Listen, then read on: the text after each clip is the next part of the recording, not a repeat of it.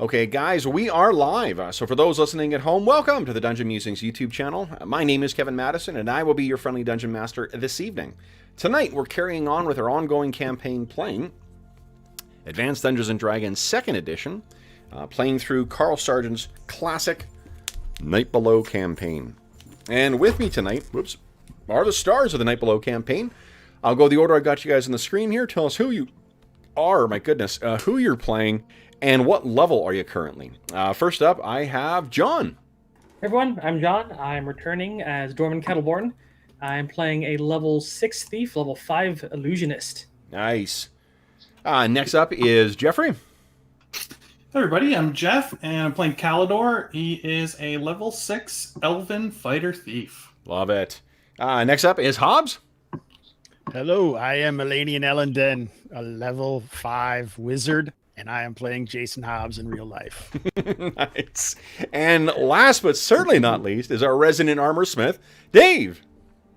Hey everybody, I'm Dave. I'm playing Druin Axebrother. He is a level 6 fighter, level 5 specialty priest of Clangeddin Silverbeard, the father of battle, the lord of the twin axes, the giant killer, the goblin's bane, the worm slayer, the rock of battle. Blessings of Silverbeard to all. All right. So guys, we are, let's see here. We're picking up, after last session was a lot of you guys feeling like colossal badasses. What happened on Wednesday? I cannot tell you because I was absent. Yeah, We continued the journey. Oh, go ahead. I was going to say, I think we were still picking up the pieces from the boat being capsized a day or two and making our way along the Churnet River towards Milbourne, and we fought some orcs and something else. Some of us didn't get a whole lot of fighting in. Yeah, giant toads. Oh yeah, we finished off the giant toads from the cliffhanger the session before, and then found a boat that was headed our way. At first, they didn't like someone. Who were they talking to? Bergour? Chael, I think. Oh, Chael. Yeah. Yeah. I know what else One Chael was like, "What do you think it is, dummy? I'm not here. We're not bandits. If we wanted to be bandits, we'd kill you already." Yeah. Unsurprisingly, that silver-tongued devil did not work out, but fortunately, cashing in on your fame did, because That's correct. I think each of you called out who you were, and that's what seemed to turn the tide. And instead of leaving you behind as potentially bandits, they welcomed you aboard as guards for them. And I think where we left you guys off was docking at Kuiper's dock to go and visit with him. So that's, I think, where we will pick up, guys. So let's...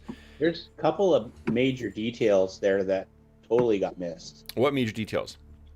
Well, the fact that in both fights, Elanion and Knox unleashed frickin' fireballs of death and decimated the toads in one round, and then decimated the orcs in one round. And we literally had a couple of stragglers left to fight.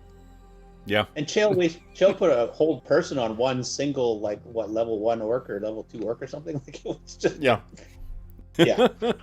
And then that's why Knox blew him up anyway.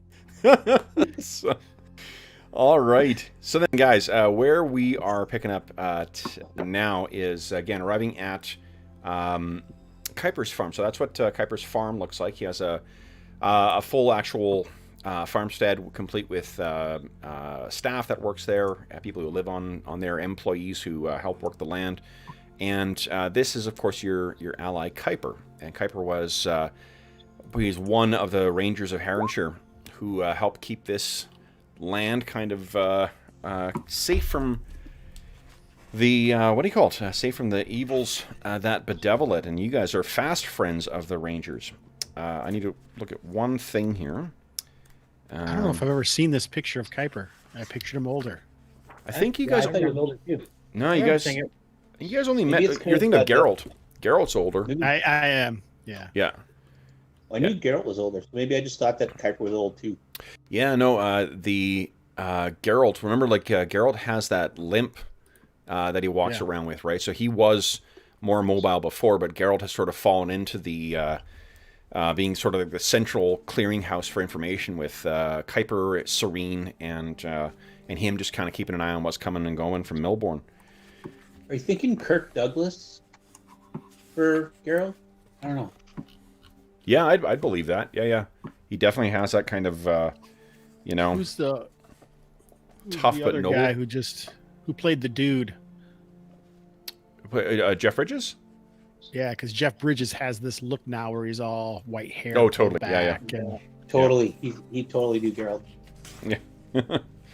Jeff, we need you. Bridges. Sign him up. Yes. Let me give him a call. Okay, so what? Be George. What you see here, as you're making your way up, is there's a fair amount of people who are busy. It's just still early summer, so there's tasks to do, but it's not like it's keeping the entire. So I'm trying to find a name here. Kev, if you do sign this to a movie deal, can I be like, an actor's coach to make sure they get Druin right? To get which? Druin, right? Well, absolutely, yeah. The story we don't own in the setting we don't own. Absolutely. So what you guys see as you're kind of making your way along, I think that what you hear from the side is a young man's voice who says, oh, "Is that Dorman? Dorman? It is. Kalidor?" And you look over and you can see this young kid walking up towards you, and he's got a bit of a patchy kind of beard that late teens kids grow, and he's all tall, a little taller than when you saw him last. But you kind of do a double look and oh fuck, this is Maxim. This is the kid who was the werebear. The werebear, yeah. Yeah, he was the shapeshifter. So he comes walking over and looks over you all. I'm trying to remember, were all of you guys, Elanion and Druin, were you guys also involved in rescuing? I know Druin, you were. I'm trying to remember. I don't think Elanion was. No. Okay. So so he recognizes you as well too, Druin. What are you all doing here? Well, Bearbait, how are you doing? He kind of flushes, and he doesn't seem too comfortable with that. It's all good. Don't worry about it, young lad. What an a-hole. We're planning on heading into the Thornwood. You're here to speak to Kuiper then? About that? Well, come in. I think he's in the barn. I know he'll be glad to see you. I've been hearing about you. I've been hearing about the people who have been coming by. Anyone who's coming up and down. They say that you took on an army of gnolls. It wasn't a small army, but yeah. Yeah, it wasn't inaccurate. 250 gnolls probably, with shamans and wizards and. There were definitely shamans. I remember shamans. Holy! And you drove them off. John, do you happen to have a fan going at your place?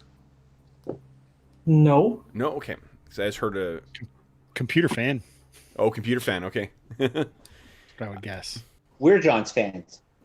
We're John's fans. Yeah. Yeah. Let me go check see if there's something else going on. One sec. Oh, sure. Do you hear something, John? Or I wasn't sure. He had headphones on. Oh, okay. Yeah, exactly. Vacuuming in. Oh, maybe it was vacuuming. Yeah. I don't know. What do you call it? So he's just gobsmacked by the by the stories that you give too, and he asks about the goblins as well. And as they're asking about this, I guess the people who brought the boats over, they're waiting with the boat, and their halfling and human hirelings are going to stay with the boats to keep them safe overnight. But you're waiting to come back and then carry on. Oh, it did. Yes, thank you very much, John. Damn neighbors cutting their lawns on a Friday night. Good Lord. Nothing better to do. Plenty outside. Yeah.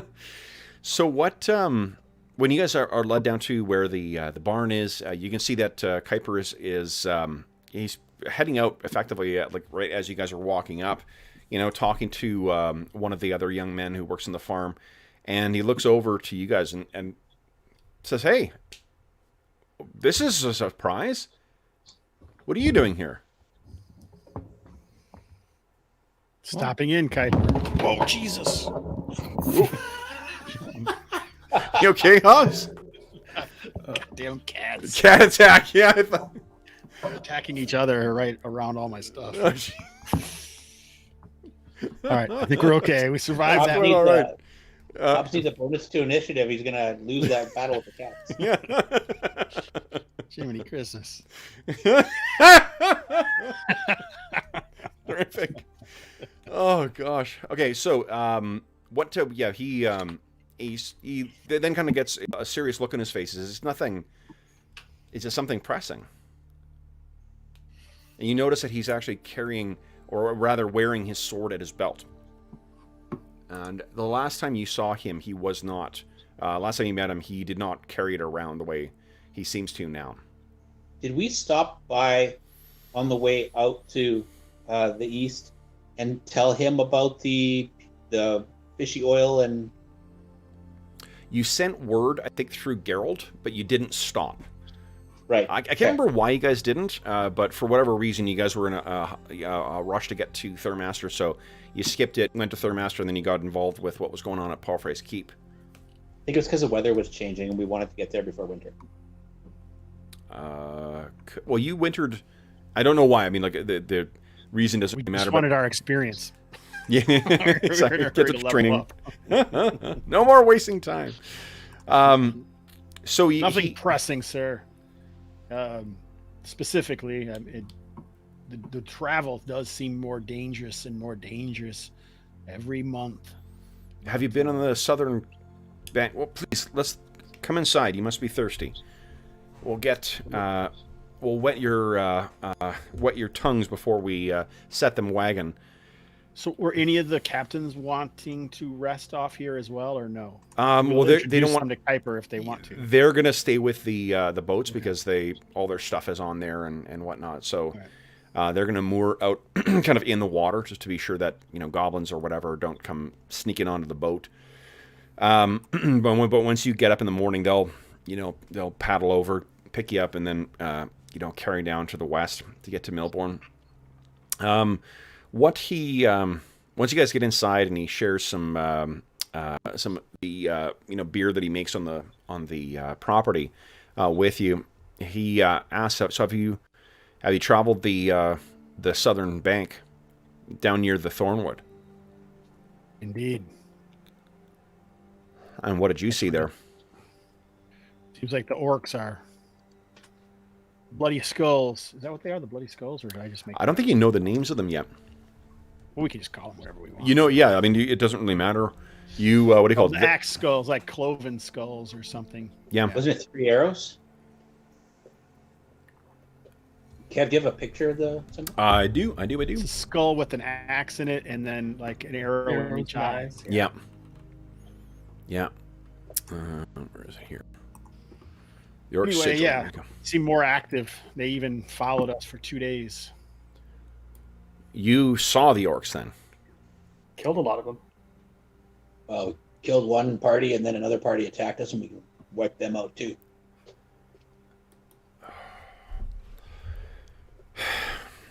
Over the winter, I've seen things moving there along the side, and we found tracks much larger than the wolves we see, and booted prints near them, suggesting riders or handlers. I suspected as much after what we encountered. And Oleana has seen more and more as well through the woods. She's been quite busy this year, and it seems that some things that once slept may be stirring as well, and there is a shadow falling over the Thornwood. But you aren't wrong. This summer, we've seen more brazen attacks coming from the south bank and around the Thornwood, more so than bandits further up towards Milbourne or closer to the Redwood. Yes, the deep one stirs, and the humanoids answer. The deep one. What do you mean? Have you learned something more? I've spent some time with my companions with the giants of the Half-Cut Hills. Really? Their past reaches far beyond our own. I'd heard the giants marched on Threshold half a decade ago now. Some of them, but not those. Not the giants of Gilgamesh. Gallenmere. Yes, not the giants of Gallenmere. Yeah. Or the giant Gilgamesh. Yeah, neither of them. Both of them sat it out. Really? I've heard legends of and stories of giants living in those hills, but never knew that they were true, nor that you would ever see them. I see. Is that why you've changed such, Elanion? I did take a position as a sentinel with one of their ancient leaders. There's much that has happened. When you say the deep ones, you think these orcs are thralls to something or allied with something? A threat to the Shire? Indeed, that's what we have decided, or I have. There is no conclusive evidence, but we do have some circumstantial information that seems to tie it all together. What have you learned? The And giants Dorman's busy in the kitchen, I think, at this point. Got some frog legs to dish up for Pepper. These ancient sentinels were tasked with keeping the deep ones hidden behind the... Do they call them the cold ones? What are they called? Both, I think. The cold ones, no. What's always cold ones? Yes. Deep ones has such connotations to Lovecraft that I made a point of not using that one. Yeah. So the cold ones. That it doesn't. Your character would have been interpreting it his own way, so it makes it's easy to sub it in. Well, didn't somebody also refer to the deep one as There's done. There's done? Yeah. Yeah. Yes.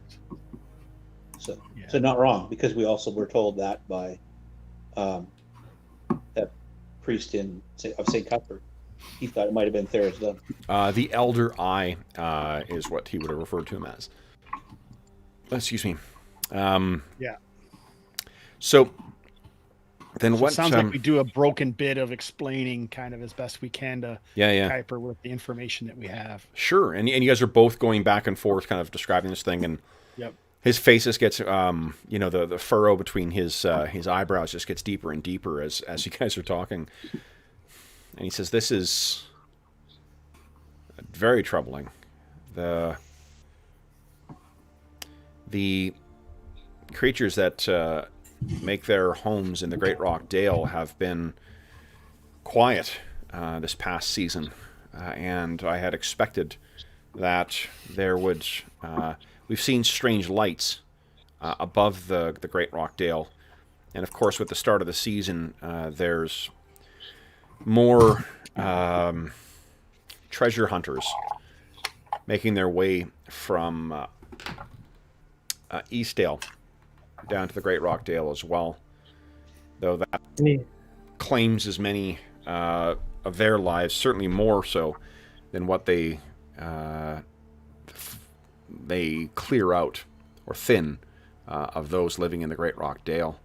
Any of those inglorious bastards meet their end over there, or did we hear from them this year? They wouldn't. The name means nothing to me, and we're too far. Are you headed to Milbourne after here?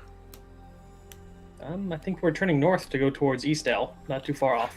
you missed a bit. Dorman. We're heading south, Dorman. Oh, you're going to look after the orcs? Okay. We are going to Milbourne first, though. That's what the boat's waiting for us to take us in the morning. Gotcha. Geralt may know more. Though it seems that those who are intent on plumbing the Great Rockdale for its secrets seem to winter there or in one of the communities in Middenmark. We haven't seen them nor heard from them apart from the news that Serene and Geralt brings. Speaking of, I hear that you have made new friends as well. Down in the Patchwork Hills. You mean our feathered friends? Indeed. And he kind of looks out to make sure that no one's listening in. Yeah, we Druin should says welcome hello them. in Aarakocra. He says, so you did spend... You spent the gravelly. season. You spent the season there then. I'd heard... I received word from Serene that that you had saved them from the gnolls. But... incredible. I know they and we are grateful for your actions there. But if you're heading back, you've made friends with giants, you've crossed swords with orcs. Where is it that you intend to go now? Back to Milborn? We've decided that these orcs of the Broken Spire need dealing with. The Broken They've become too Spire. much of a threat. Is that their then maybe clan? a shrieking mire to kill a dragon. Who knows? The Broken Spire, is that their clan name? Strange name for given their sigil. We don't know. The Aarakocra did say that they had spotted a broken tower in the Thornwood. And we feel Really? that these orcs may be from that. Something in the Thornwood. Built by men? Or by some other hand? Possibly giants. We've heard a connection to the Palfreys back in the early days of the Shire.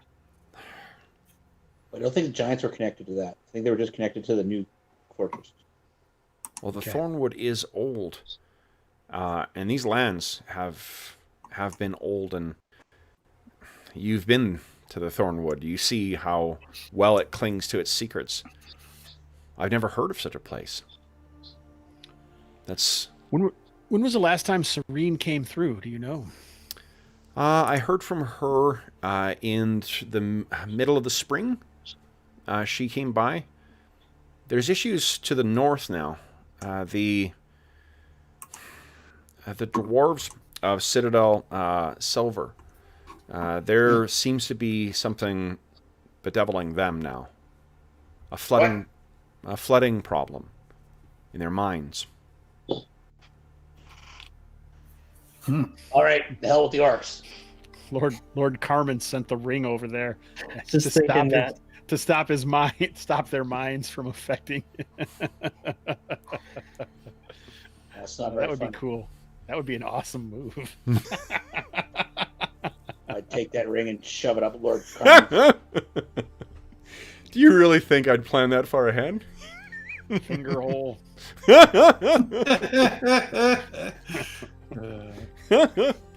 You never know. I love that you guys thought that he wanted to take it just for himself to use, too. I'm like, you guys need to think a little bigger than that. No, we were very young adventurers at that point. So that's what she's been dealing with. They think that there may be some kind of supernatural thing going on there. So she's been scouring the Blandride Hills trying to find some sign of what the hell's happened there. It's a lot of hills to cover. It is. Fortunately, and he again looks out. I hear that you know that she's able to cover those leagues more easily than you or I. For now. Indeed. Jeez. Alas, poor gnome, her order only accepts women. Oh no, I'm not interested in the order. How long ago did the water issue start in the Dwarven mines? Do we know? The start of the season. Never heard anything. This is the first we've heard about it. When did we throw a lake at some monsters or giants? That would have been within about within the last month. Couldn't have been related then. Okay. Definitely in the summertime, yeah. Okay. Are you trying to blame me for the Dwarven mines there, Norman? It would be ironic. I drop a lake on some giants and it pops up half Wait, 100 leagues away. why do you suspect that you're to? Why would you be to blame, Druin? Long story. if there's anything you could share to assist with Serene's task, I'm certain she would appreciate if you're able. Well, the orcs that we killed did smell fishy. You got our message about the fishy smelling. I heard, and we had clerics from the Order of St. Cuthbert come by, down from Threshold, out on their way to Thurmaster. Did you discuss it with them? The 3 clerics? Yes. Yeah, they were captured by some Fomorian giants and didn't quite make it through the ordeal. I see. The great bearers of awesome news. You're just terrible. Well, these roads, it is, I mean, I've heard tales of such things, not along the Thurmaster, mind you, or around Thurmaster, but up and down the river. Things have been growing more dangerous. This fishy smell that you say as well, we've not seen anything like that, though. Serene did find bugbears, and I know that you all had encountered some in the Patchwork Hills when you were assisting the Featherfall tribe. They were slain closer to the Old Scut River, up near the Eelhold. They were slain, and she said they had the same odor that you found on those others. And did she say that there was something to do with spell books as well? The books of mages? Well, we did find a few of those. Yes, we believe the bugbears are responsible for kidnapping all the spellcasters and sorcerers of the land.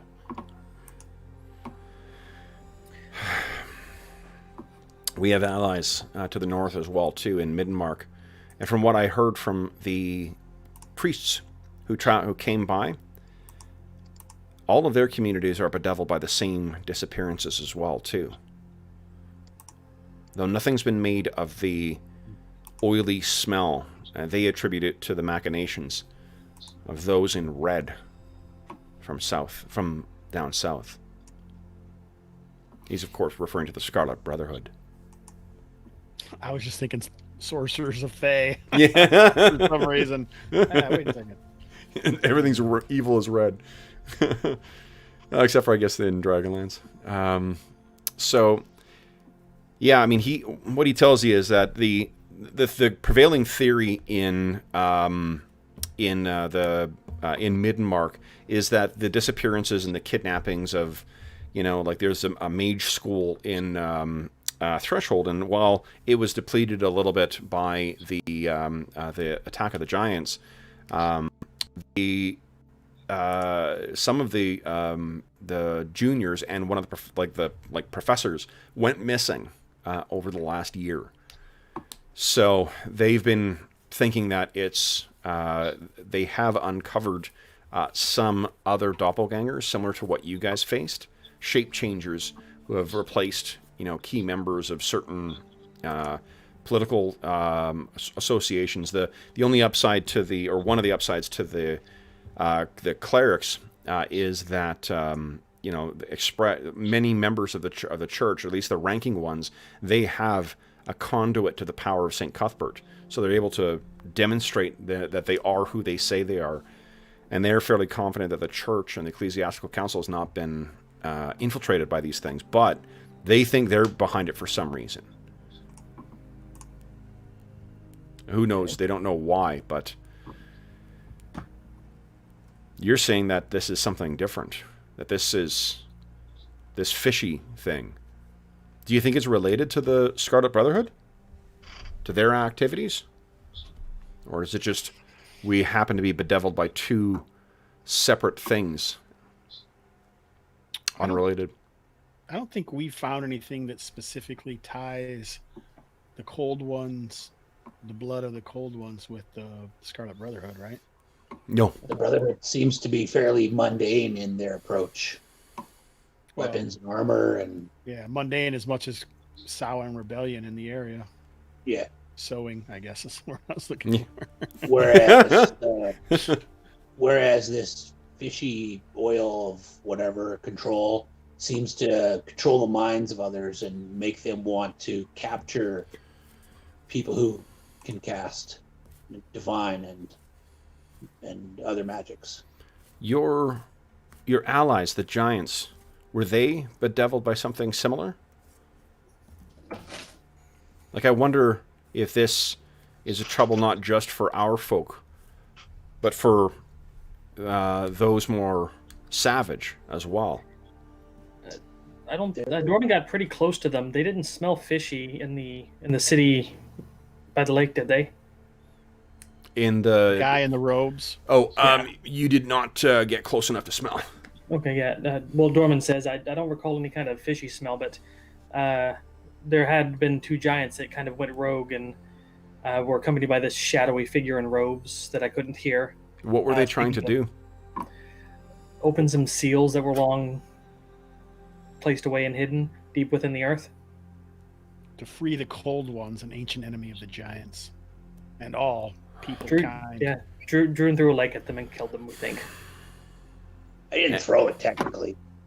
And you think those cold ones, those are the ones behind this controlling, oily substance? I believe it is so. Well, Dorman looks to Kalidor and then back to Kuiper, and Kalidor had a pretty close encounter with this substance, so maybe he has some insight. Oh. It's definitely vicious. Takes your mind and makes it not your own. But And you it was say something under the water that was calling you, Kalidor? That's the way it felt, yes. so something deep and aquatic. Yes. Why do you think it, if that is the master of these things and the fish oil is the extension of its will, why choose those allies? Bugbears, orcs, renegade giants. Maybe as an aquatic creature, it can't extend its reach on land, so it needs minions on land of some kind. I don't know. But why Do you not believe men? it's aquatic or just beneath? Why not men? Why not elves? Why not orcs? Why not halflings?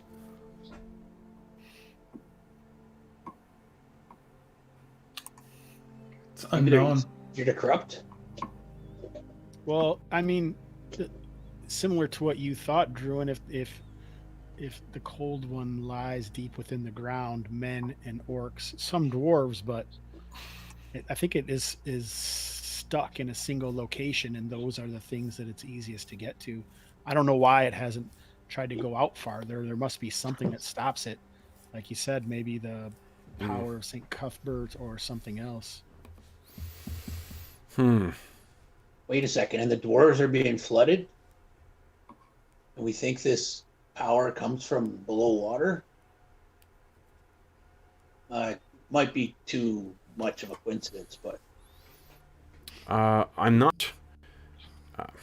the dwarves of Citadel Silver are notoriously secretive about their minds, preferring to keep it to themselves, though. I hear that if one digs too deep, there is a world of devils beneath. Old Grizzler, I've heard him tell of such things, though that was in respect to the Carmen mines up in the Black Hills, the southern hills. If the dwarves have delved longer and deeper, did your giants... Did they... Seriously, it was all I could do to not say that line too, Dave. I'd love... It's a great fucking line. You're right there, right there. Oh, man.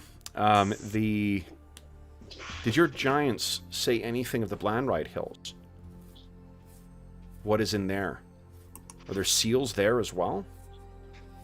No, they stay in the Half-Cut Hills. There is some connection to the Great Rockdale and the Patchwork. There may be in the Blandride, but it may have came after the giants, for their lifespan is well beyond even that of the elves.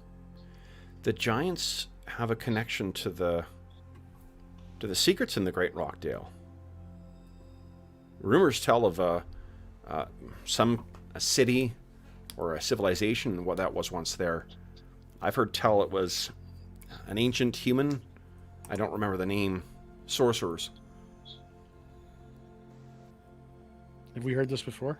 You have. Is this the cataclysmic? Oh, that drew the meteor, right? Yeah, we saw all that in the Sulois, yeah. The Soul, that is the name, yes. I've heard that being the name, but you say the giants, their time there would have been before that. Well before, yes. Huh. That's fascinating. There is strange things in there. There's, in the southern Great Rockdale, there is a rose-colored pillar, different from all the others. I've ranged in there many times, spying on the tribes that live there. And it stands unlike anything else in there. Strange markings that are unfamiliar to my eyes. But between two massive hoodoos, as if placed there, equidistant between them by some long-forgotten hand. We believe it was. I think that is one of their stone path pillars. They can travel along. One of my mysteries solved then. Thank you, Elanion. Where is it located in the Great Rockdale? 7 miles to the north. Not far from the edge. And relatively far from where the tribes that make their home there reside.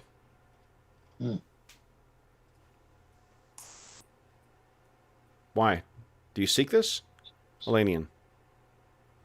Is this part of your sentinel status? And my own heritage.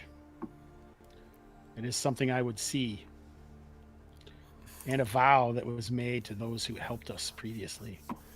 I can tell you, I could do better. You've done much for Herrenshire. I can take you, if you wish.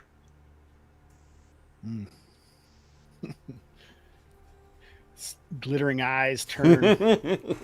It's almost as if his eyes get darker or lighter as well, too.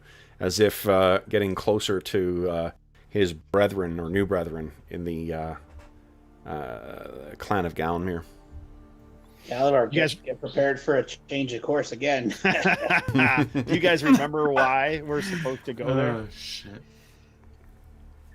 Or no? No. The elves that helped us fight Malfeshnikor want, because there's that group, there's that whole tribe of elves that left, in the ancient past, and like didn't help when they were supposed to, and kind of fled the rest of the group. The betrayers, they're the ones who are in the Great Rockdale. Interesting.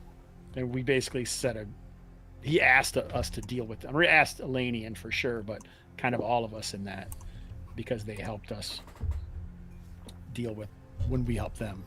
Mm-hmm. Is that right? Is that your take too, Kevin? Yeah, that's absolutely correct. Yeah. Yeah. Deal with the betrayers with their last, I wouldn't say request before their last breath, but their last non-breath. Yeah, and that's going back, I think, almost 50 sessions too.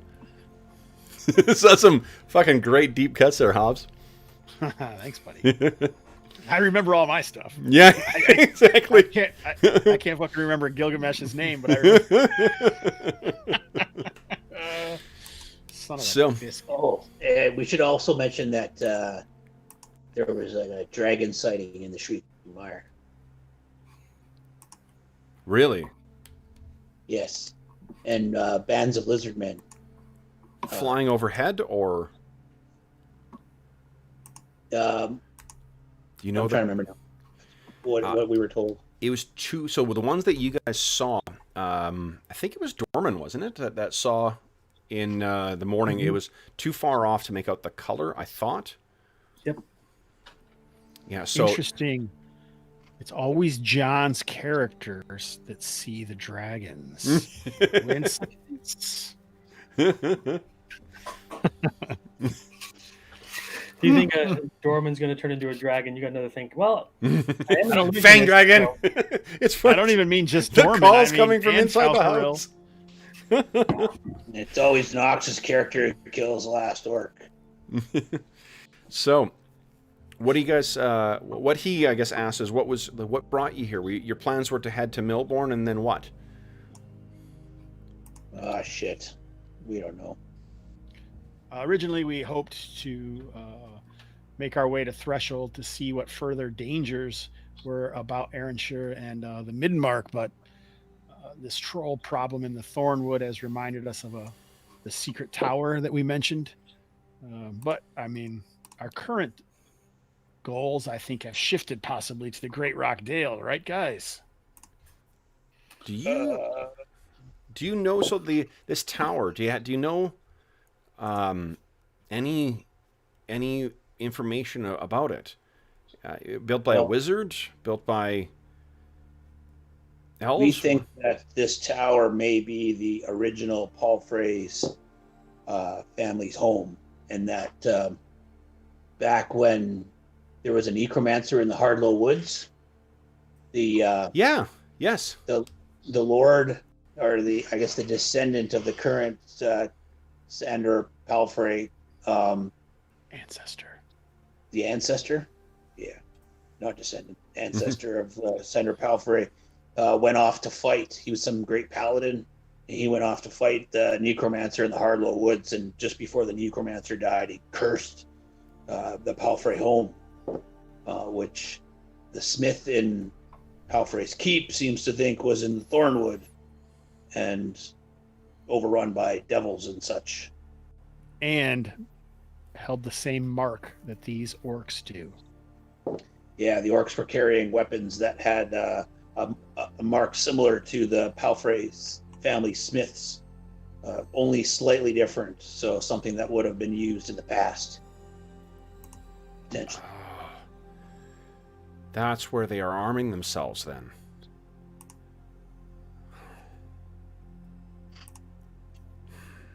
Given how many times they attacked us just in that short period along the Trinity River, we were thinking instead of going to Threshold, we might head south and Yes. deal with the orcs. There are orcs in the Great Rockdale too, and their fecundity is only kept in check by the number of adversaries and enemies they have. Their numbers are cut down as fast as they can breed. But if they were to have a stronghold in the Thornwood, I would hate to think what army could breed in there. Your intention is to clear them out then, as you did with the goblins, as you did with the gnolls. Yeah. Yeah. The only thing about the keep that might be troublesome that is the detail that we got from the smith saying that it wasn't orcs at the time, that when the necromancer cursed the Palfreys, it was creatures from, I don't know, the hells or the abyss or something that he alluded to had taken over. So not sure how much truth there is in that, but if there is some kind of great evil there that's driving the orcs on, that's maybe makes it even worse. The dragon, or the Shrieking Mire, is the queen of the mire, yes? Yep. She Geralt told me the legends of her. She's not been seen since he was a child, but she is said to be an ancient reptile. Powerful, cunning, but capricious and given to their own desires. I wonder, them awoken, the Knoll army coming, orcs breeding in the Thornwood, and these disappearances. Is there some larger curse coming upon this region? Something. I thought the wars themselves were enough. Perhaps the Greyhawk Wars were a precursor to this. There have been whispers that they hope to awaken the Elder Eye. Really? Some think so, others don't. We don't have enough information yet. Hey, Elanion. What happened in our last 2 fights with the orcs? How did we defeat them? Sword and spell, as always. Yeah, but how much sword was there and how much spell was there? Speak your mind, dwarf. Well, damn it, man. You and Knox took out all the orcs primarily with fireball. The rest of us hardly even got to wave a sword or pull a bowstring back. You've been whining about this for 2 days. Why? Seriously. You're missing the goddamn point. Cut back to him what have we sharpening. been talking about for the last half hour? Druin's sharpening his axe on the boat. I don't know why I'm bothering to sharpen this thing. I'm not going to be using it anyway. Well, what is it? You think they'll come for me? We've been talking about clerics and wizards going missing, being taken, disappearing. What happens in a battle with a large host? If you don't have the healers and you don't have the fireballs and the lightning storms or whatever the hell you can do, well, I tell you, you get overrun. The orcs overrun you. So if someone's breeding orcs and the wizards are going missing, that changes the scales. That changes our ability to fight back in a big battle. So maybe this isn't a coincidence. Maybe this is a long-term play for a major power shift. We can't let this battle area strategy. The pro-marge. The Pomarsh. You think this... Well, oh, you would see this. I see. Yes. No, like we can't let this area become overridden by humanoids. Indeed. I'm not much of a battle tactician, Druin, but I hear the logic in what you're saying. Did we establish that your character is from one of the Ulek states? Yeah. Fucking nice one. That's awesome. Great lore cut there, Dave. That's fucking great. You gonna flex? No, I'm just getting hot. Like, get this lamp on here so I can make chainmail. It's fucking. Maybe it's just not getting off any heat. What's that? It's getting. Someone's getting heat up. A little fire. Yeah, that's great Me stuff, too, man. So for those who don't know too, Dave, you want to tell Jeff, and I don't know if John knows this either, what the history of the recent history of the Ulek states is. Well, you want Druin to tell you? No. Yeah, up to you. So, the Ulek was a great kingdom, and it's then been at war against the humanoids in the Pro-Marge for decades, I think it was. And the split into kind of smaller kingdoms and principalities, and I don't know. It's just a mess right now. Yeah, the Pomarge, like in the Great Rockdale, there was a bunch of squabbling tribes and things like that. But in the last decade, they all were unified under the banner of this hobgoblin named Turosh Mac, and he nearly annihilated several of the Ulek states and Celeste, where Brent's character comes from. So you guys are well when these things get organized and they put their mind to it, and the worst thing is they are like just viciously cunning as well too. And they had nearly took out I can't remember, I think it's the Principality of Ulek that was nearly conquered due to the, while the army was marching on there, they subverted the local government with some clever hobgoblins. So, yeah, Druin would have been, assuming that he fought in those wars after he first was bloodied, then he would be well familiar with what happens when these things get organized. So you guys, this is what we could use the travel stone in the Great Rockdale to go to the Patchwork Hills, to talk to the Aarakocra, to find out where we need to go in the Thornwood. Maybe they even know of a travel stone in the Thornwood. There may be one, but I didn't sense one. We'll just teleport straight into enemy territory and start laying waste to them. Though, Sounds like a very true thing to do. Hobbs, remember, you were not able to transport to ones unless you had attuned to them. So the only one you were able to stretch yourself out to, you can go back to the, use any of these travel stones to go back to the seat of the seal, the first seal, anytime you want, or any of the other seats. For that but matter. not the Patchwork one? Not the Patchwork one yet.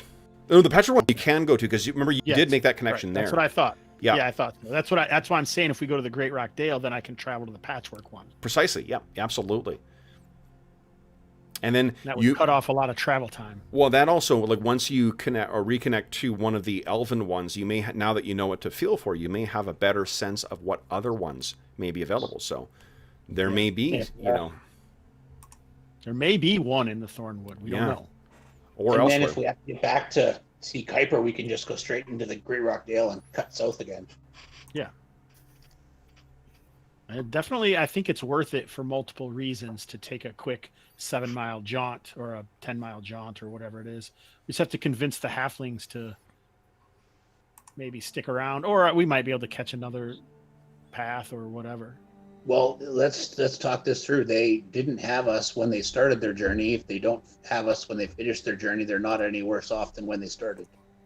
Maybe we compensate them, give them some gold, and say apologies. Greater things have come up. I don't like to break a deal, but this, being kind to the merchants versus freaking saving the world.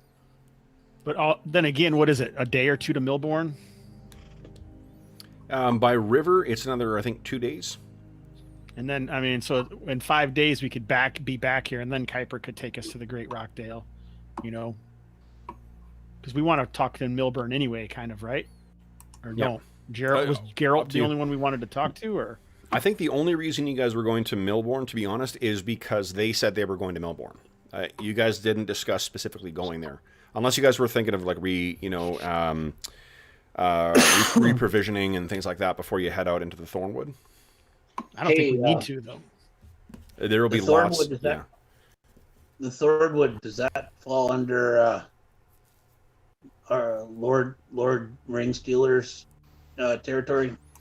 The Thornwood is unclaimed. So. No, it's not. It's not claimed by either Palfrey, Count Palfrey, or Lord Carmen. But if there was like a orc problem in the Thornwood, he probably wouldn't want to pay us a whole lot of gold to go and keep it from coming into his farmland. It's tough. That is quite far away, but it is a problem that is going to affect both of them, or potentially at least affect both of them if it does, does manifest. I'm just thinking if we're gonna do them all a favor and get rid of the orcs and the Thornwood, maybe we should strike a deal up first and get paid for it. The other thing he mentions as well too is the disappearance of Randemus, the death of his son, and then the disappearance of Randemus. Ah, shit, yeah. Any more news of that? Nothing. There's been no sign of him since he disappeared over the winter. He seemingly just up and left. We don't know why. We don't know where he's gone. And the fear is that if he was one of those shapeshifters or imitators all along, one need only hide a body of what you replace, and he may have taken the face of someone else in town. We don't have a way to figure that out yet anyway, though, so... Lord Carmen was never a calm man before, but he has this year become akin to a hermit, treating only with those he trusts most, and fearing all those who come from those with those strangers he seems to trust over those he knows, by virtue of them being believing that one of the others in town having been replaced by that thing again.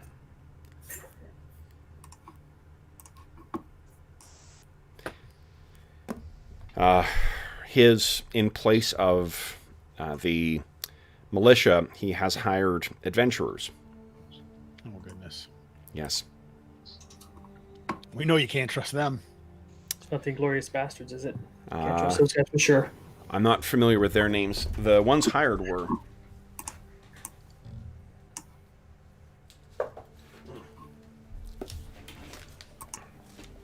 Will's favorite moment? Sorry? Yeah, another book. Exactly. Somewhere Will feels a cold shiver go down his spine.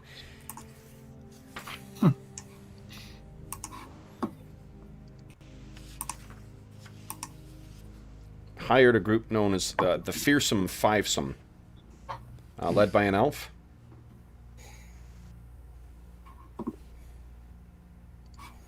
It's a horrible name. And pray, what is your group's name? Oh, I'm not in charge of naming this group. That's a terrible name. You couldn't find something better than, oh, I'm not in charge of naming this group? I believe we're called the Heathertop Heroes. The Heathertop Heroes. Yeah. Seems more appropriate. So I like Heronshire Heroes, to be honest. Well, it's turning into that, right? Yeah, let's change that. Heronshire Heroes. Officially. A name well earned, he says. And it, From the Lurchwood to the Half-Cut Hills and now to the Great Rockdale, we've been all around. Okay. So, what are you guys thinking? Anything else you wish to do this evening? Let's go talk to our... Well, they're going to want to stay. Maybe we should go let them know that they don't need to stay if they don't want to. They're going to be staying till... They won't be setting out until the morning. It's dangerous to ply the river in the evening. But, okay. Yeah. All right. Then, if there's nothing else, guys, you do enjoy a... there's ample beer. There's sharing of old stories as well, too. So there's more, turn your minds turn to lighter topics. And the evening passes quite pleasantly as well, too. Especially if Dorman and Elanion start making use of some minor, pyrotechnics or things like that to amuse the kids, as you guys have before. I certainly, at least as Dorman has before. You're going to find like all the families living in the region all come back, and Maxim as well too is quite keen to listen in to what you guys are doing. He asked a little bit about what you plan to do with the orcs. Then, do you plan to do with the orcs what you did with the others? If we must.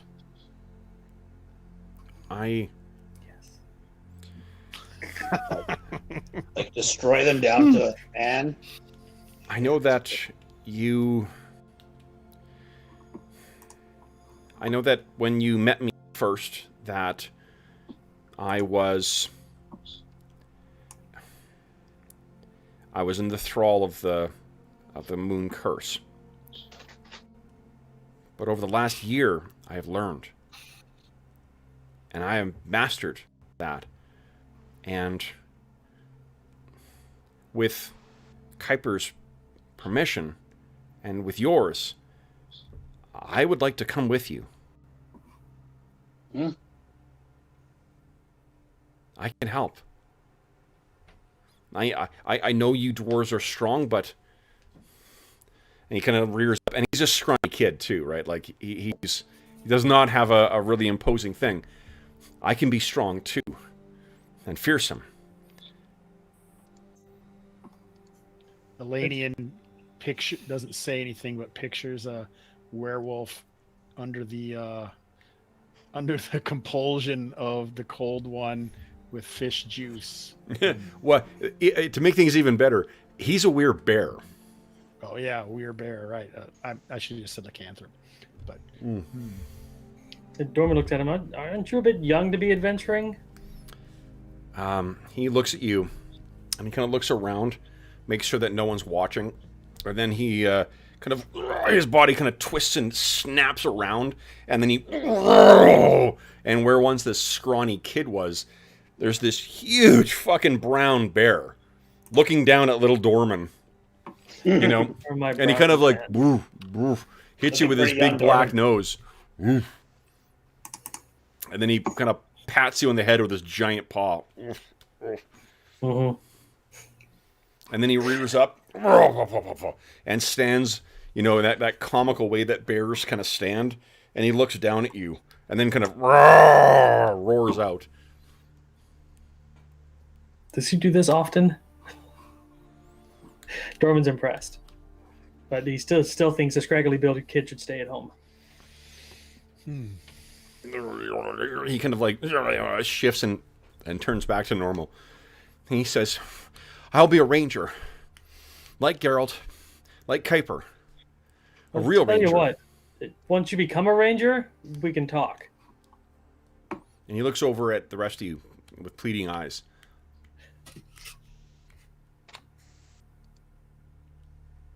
He could be a boon companion. Dorman's voting no. Certainly a better ally than a gnome. How's your cooking? Be that as it may. Hey kid, how's your cooking? He kind of looks at you and looks a little confused. I'm just kidding. Oh. Druin pats Dorman on the head. And I can... when I've learned the language too. Bears. I can speak to them. Raw and wiggling. One less random encounter on the table. If you're looking for them, if you need to find the way, I can speak to them.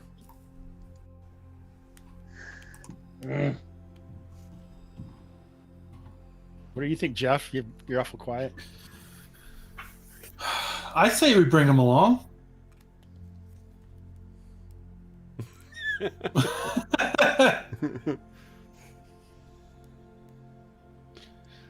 Hey. If you guys want to bring him along, you know, I'm outvoted. Well, Dave hasn't said anything yet. He's volunteering.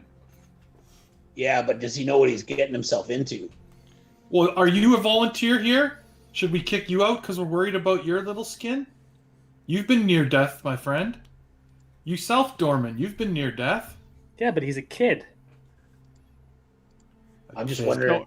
Stone Shapers younger than him are forced out into the wild to fend for themselves. Yeah, but he doesn't have to be forced out. And he nods, I'm choosing. I know, I'm choosing. With But Geralt here- Lane- Still here or no? What's that? Is Kuiper still here or he's not here? Let me check here. This- You cannot see him. Oh, okay. So we are like alone with. Yeah. It's almost like he pulled us off while we. I think like this is sort of like you guys are having postprandials after your dinner, maybe outside. It's still beautiful and light. There's some like lanterns that are lit, but where you guys are, everyone else has either taken their kids to bed and you're just having this like late night discussion around a little campfire. Kuiper, at last he went inside. My dog's still alive. What do you think, Grim? Dorman's having PSTD about losing furry creatures. Oh man. We will consider it and speak to Kuiper. Until then, plague us not with these requests. It's a time for rest and relaxation. He nods. Of course. And he goes and I think he's quite pleased at least because it's not a no. He looked a little deflated when the gnome first said no, but he is a little more enthusiastic with the idea now. Or the possibility of a yes, and it does seem that Caldor is in his corner as well. So, anything else you guys wish to do this evening? Druin literally said nothing that whole time. He was like trying to weigh the options and just refraining from commenting or even contributing because he's really not sure. Yeah. I'm more concerned with the lack of fortifications here. I mean, we helped Palfrey's keep and we helped Thurmaster, but well, if he is capable of standing up and fighting a little bit, if you want to ask Kuiper about it, because like he will come back. What you'll find is that when you guys have finished talking, Kuiper will sort of what I rolled for. He's been lurking in the shadows to see how you guys would respond. Yeah. So he steps out as Walton rejoins you, and he asks Maxim to find. He says, "Would you, Maxim, this new another keg?" The night's still warm. So he kind of gets up and he heads inside. And Kuiper looks at you all and he says, "The boy will be a ranger." He's pretty green, though. Imagine how much stronger he'll be with a little adventuring under his belt. Oh, Dorman switches sides. I'm not switching sides. I really don't want him to go out and get killed. Because we rescued the boy. I care about this area, and these are hard choice. lands, and they need strong protectors. The Rangers choose our kind carefully, but we don't have the luxury of squiring, of learning with practiced lances, as those behind keeps can learn. They must learn or die, and then those they care of die as well. Maxim is young, but he has a gift. He does. He's got size and strength. He might even have learned a few things from you. And that probably puts him in a slightly better chance of survival than the average wannabe warrior adventurer. His kind, whatever magic blesses their blood. They don't come along as often as we would hope, but when they do come along, mighty protectors of what is good.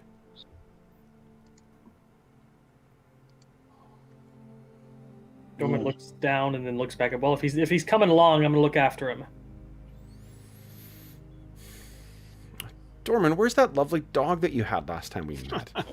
No. Just kidding. I don't mean like that. I'm totally kidding. He nods and he says, while the orc threat to the south needs to be addressed, it doesn't mean that the threat from elsewhere is gone.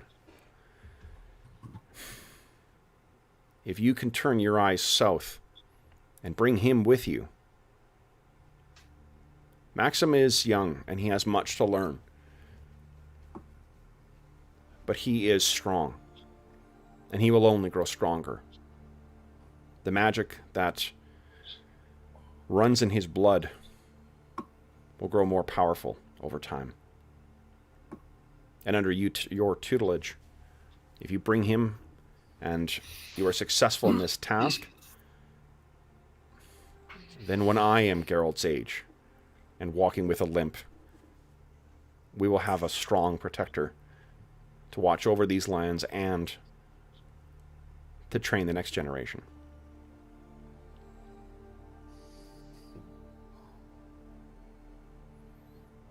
If he survives. These and I only are... say that because in my experience, there's a pretty steep curve to learn and or penalty if you don't learn fast enough.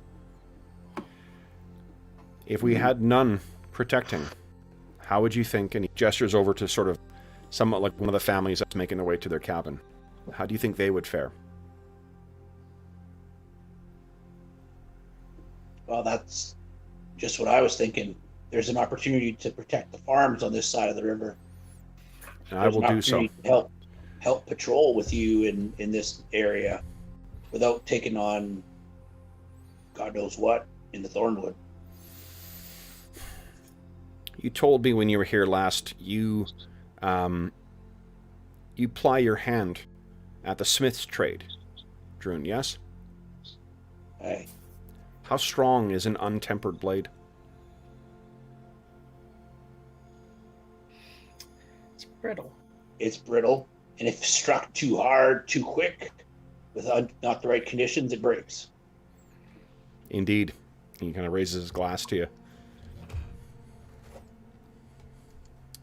And that's what I fear. Bringing this boy out will be too much, and he'll break.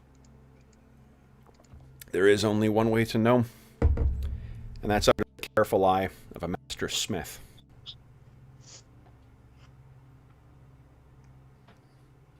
I ain't no ranger, but whatever, yeah. So you see Maxim is coming back, and he's kind of like awkwardly carrying this another keg, and it's only like a demi keg, like it's not like a big barrel he's bringing out. Sets it down, and then goes over to collect glasses to fill you guys up again. And Kuiper says, "Well, then my begging has finally worked. They're taking you off my hands then." And his eyes kind of go big, and he looks at you guys, and he looks over at Dorman, like as if to, "Are we sure?" Dorman sighs and look at his spellbook. He's like, "I need protection from normal missiles. This guy's a big target." Yes! And he kind of cheers. As he cheers, he doesn't realize that there's still some beer left in the mugs that he picked up, so he sloshes it all over himself and kind of I'll fill those. And he heads over. Kid, have you ever fought with bark skin? And he looks over. "No, I've not worn any armor." Doesn't barkskin make them vulnerable to fire in this party? Is that a good idea? When has that ever stopped you from setting shit on fire, guys? Doesn't make you any sort of more susceptible than you already are. Okay. So, if there's nothing else you guys wish to do this evening, then you guys... it looks like no one's hurt right now. Oh, Druin, you're down by 1 hit point, so you can restore that with a good night's rest. And the morning comes. So, and someday I'll give you guys 3 points, but not yet. Today is not that day. So the with taking him on, guys, Maxim's family as well too has an extended family, and of course the thing runs in his bloodline. Similar to how you guys met up with the folks in Featherfall, and now you are able to create characters who come from, if you want, if the gods are unfavorable and you have to create a new character, you can create an Aarakocra. Guys? Yeah. You have now also unlocked Werebears. Werebears! Woo! So if you have to create a replacement character, one of Maxim's brethren can be unlocked as a replacement character. So, guys, that's an achievement. That was that's an achievement I didn't even see in the game book. And stealing an idea from Hobbs. Achievement. Yeah. It's like one of those shadow boxes, and suddenly it appears. Weird. Exactly. So you guys are free to now you follow up with him and taken him into your group, you will have the opportunity, if you have to make a replacement character, to create a Weirbear. Full rules for weird characters in that. So, yeah. We do have a potion of flying, you guys. Do you? There's stuff unclaimed still in the party loot. Yeah, we have a potion of flying in the party loot. Oh, nice. So, Sweet. what are you guys doing the next morning? I guess you're going to want to have a chat with the merchants to let them that you know that you won't be heading off with them. We want to head north, Elanion. Indeed. So, who has the morning star of ice? Depleting ice or something. Yeah. Well, it's not been taken. It's just somebody's dragging it along or something, I guess. Well, I mean, we could give it to Maxim and give him the kite shield and get him moving in that direction. He is. So let me tell you what his abilities are. So at I guess he's not going to fight without being a bear, probably. he is, if he goes into fight. Let me see here. Yep, he can take a bear form at any time. So, and with where he is in his advancement right now, he has 5d8 hit points. He has an AC when he's in a bear form of 3, and he has 3 attacks per round, each round. And let's see here, he is currently a scamp, which means that Guessing he has an impressive strength score, right? he does. Well, we got to roll that. But yes, his strength is going to be his most, or constitution will be the most favorable ones. He has 2 claw attacks that do 2d4 plus strength modifier damage, and a bite that does 2d8. He has not reached the point where he can actually do the bear hug thing, but once he gains another 27,000 XP, he will be able to do that. Yeah, so AC 3, he's got those 3 attacks per round. And, yeah, I mean, I'll generate him as a character for you guys. Oh, and normal weapons only do a quarter damage. So Right that AC3 comes from what? That AC3 comes from just his natural fur when he's in bear form. Okay, so he doesn't need bark skin then. Yeah. Oh, and this is actually, hold on, this is basic D&D stats too, so it's actually an AC2. Okay. That's pretty good. Let me check what the monster manual Weirbear is. See if they're... here we go, like and drop. No, it'll be 3. Okay.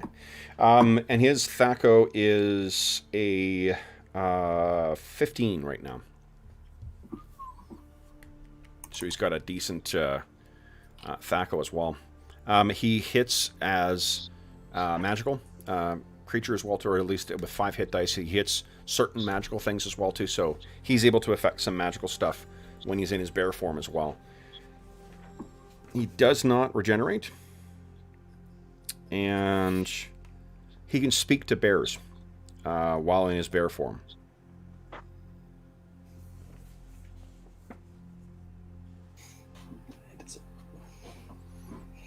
Can be one crazy character once he gets a full ranger status.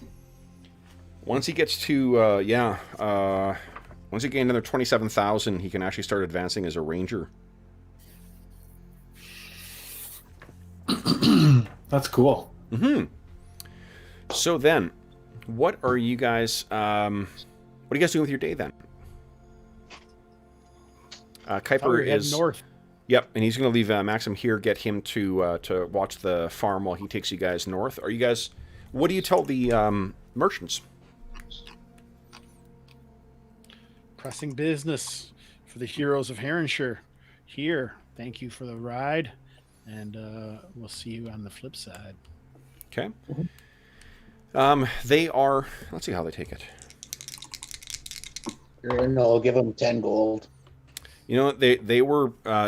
you definitely have some fans in here. Like, once you play the code. What they're assuming is that once you play the sort of like celebrity status that you have in Herrenshire, they were falling over themselves, grateful to have had you come along for this far. If you're having to head north, they're assuming, oh, you're on a mission! You're going on a mission!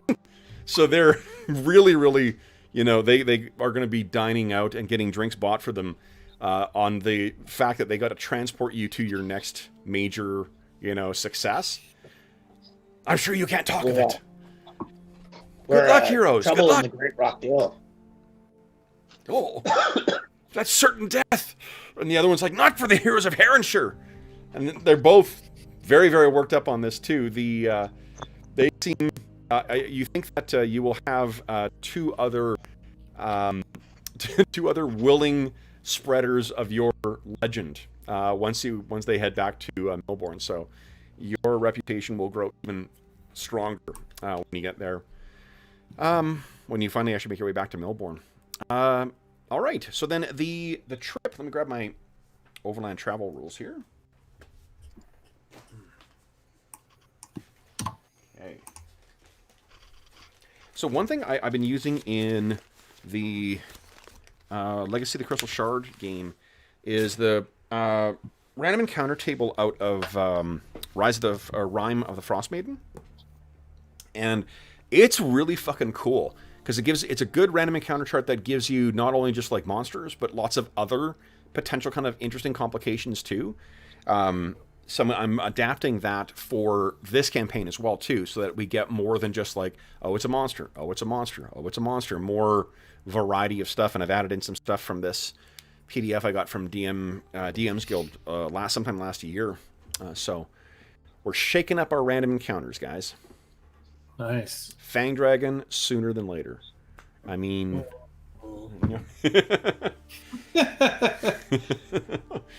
all right. So you mean Werebear character sooner or later? Okay. Who is feeling lucky? I am. Do it, Jace. Okay, give me 2d8, please.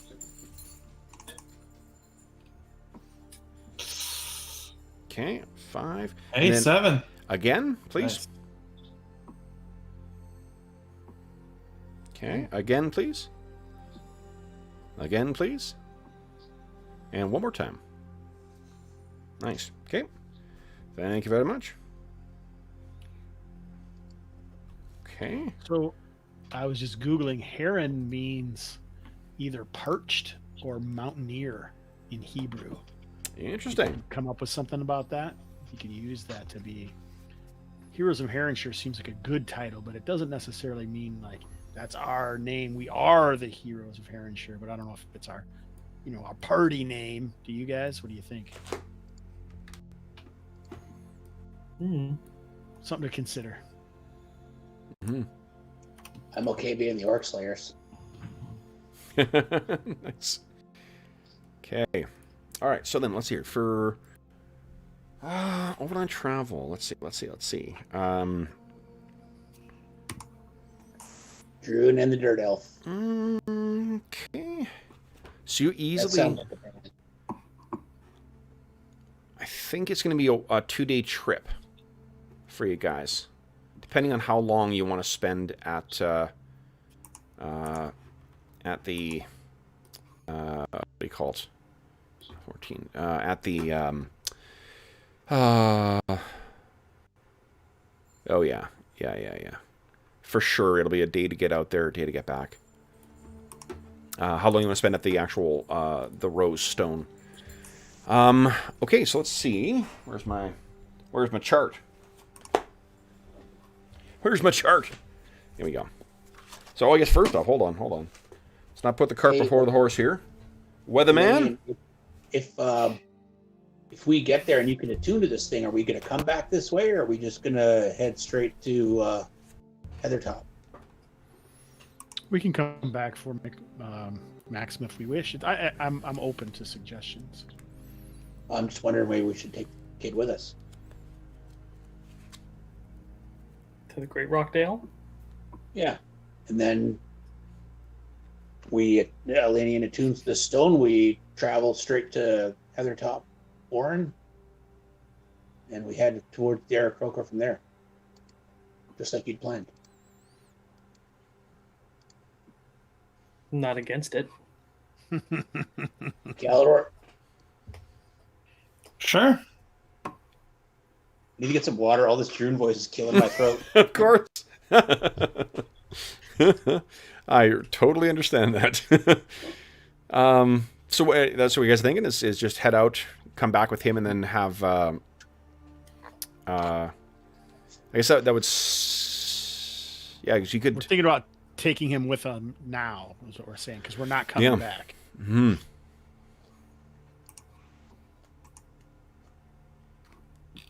Let's do it. Okay. Let's go, kid. We're heading out. Let's check the weather. Okay. Give me 3 rolls, please. See what the weather's gonna be like. No precipitation. It's a little windy and partly overcast. It looks like. So let's see here. Not going to kill the kid on his first day out with the weather. Really? Okay. Moderate. So it's moderate wind. It's a little windy going in here, but nope. Oh, no cloud cover at all. Okay. So it's a little breezy, but it is. Yep, I'm beautiful. saving the crazy weather rolls for tomorrow when we're crossing a glacier. Yes. Once you're in a bunch of places where there's boulders and stones and so forth. Absolutely. Okay. Then let's see here. Oh, I'm in the wrong place here. Okay. Where are you? Should mark this in here.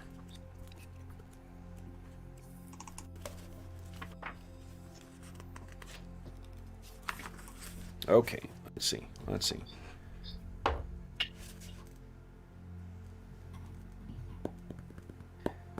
Halidor, I'm going to prep 2 strength spells for the day, so I'm going to keep you strong for 8 hours a day. Awesome. Sounds great. Okay. The first 4 hours. Are you doing 2 more? right at the beginning? Yeah, we're going to assumably travel in 8-hour periods, so yeah. Okay. So, you guys head out, and you guys pass through about, probably about maybe a 45-minute period where you're traveling through farmlands and such until it gives way to some really barren and dry, patchy, scrub grass, otherwise filling up this really barren kind of area. And it's not as hilly as, like, say, the Blandride Hills or the Half-Cut Hills, but it's definitely tough going through here. You guys take your rests, and as young as the kid is, he seems to be weathering this travel quite well. You guys finally reach the edge at about maybe a little after noon. And what you find at the edge of the Great Rockdale, 1 second here, is something a little surprising. Because he's really a necromancer, and he's going to try and kill us well. What you find is that this is not, it's not a gentle slope down into here. What you find is effectively like a massive canyon opening up into a completely different, like a different microclimate.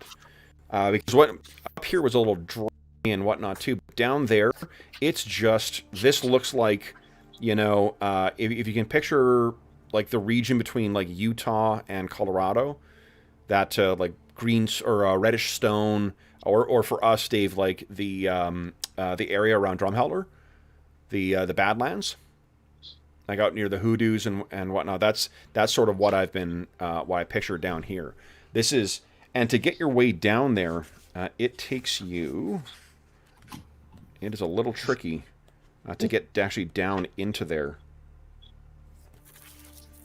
because it's about 600 feet down. Guess who prepared Featherfall today? Guess who didn't?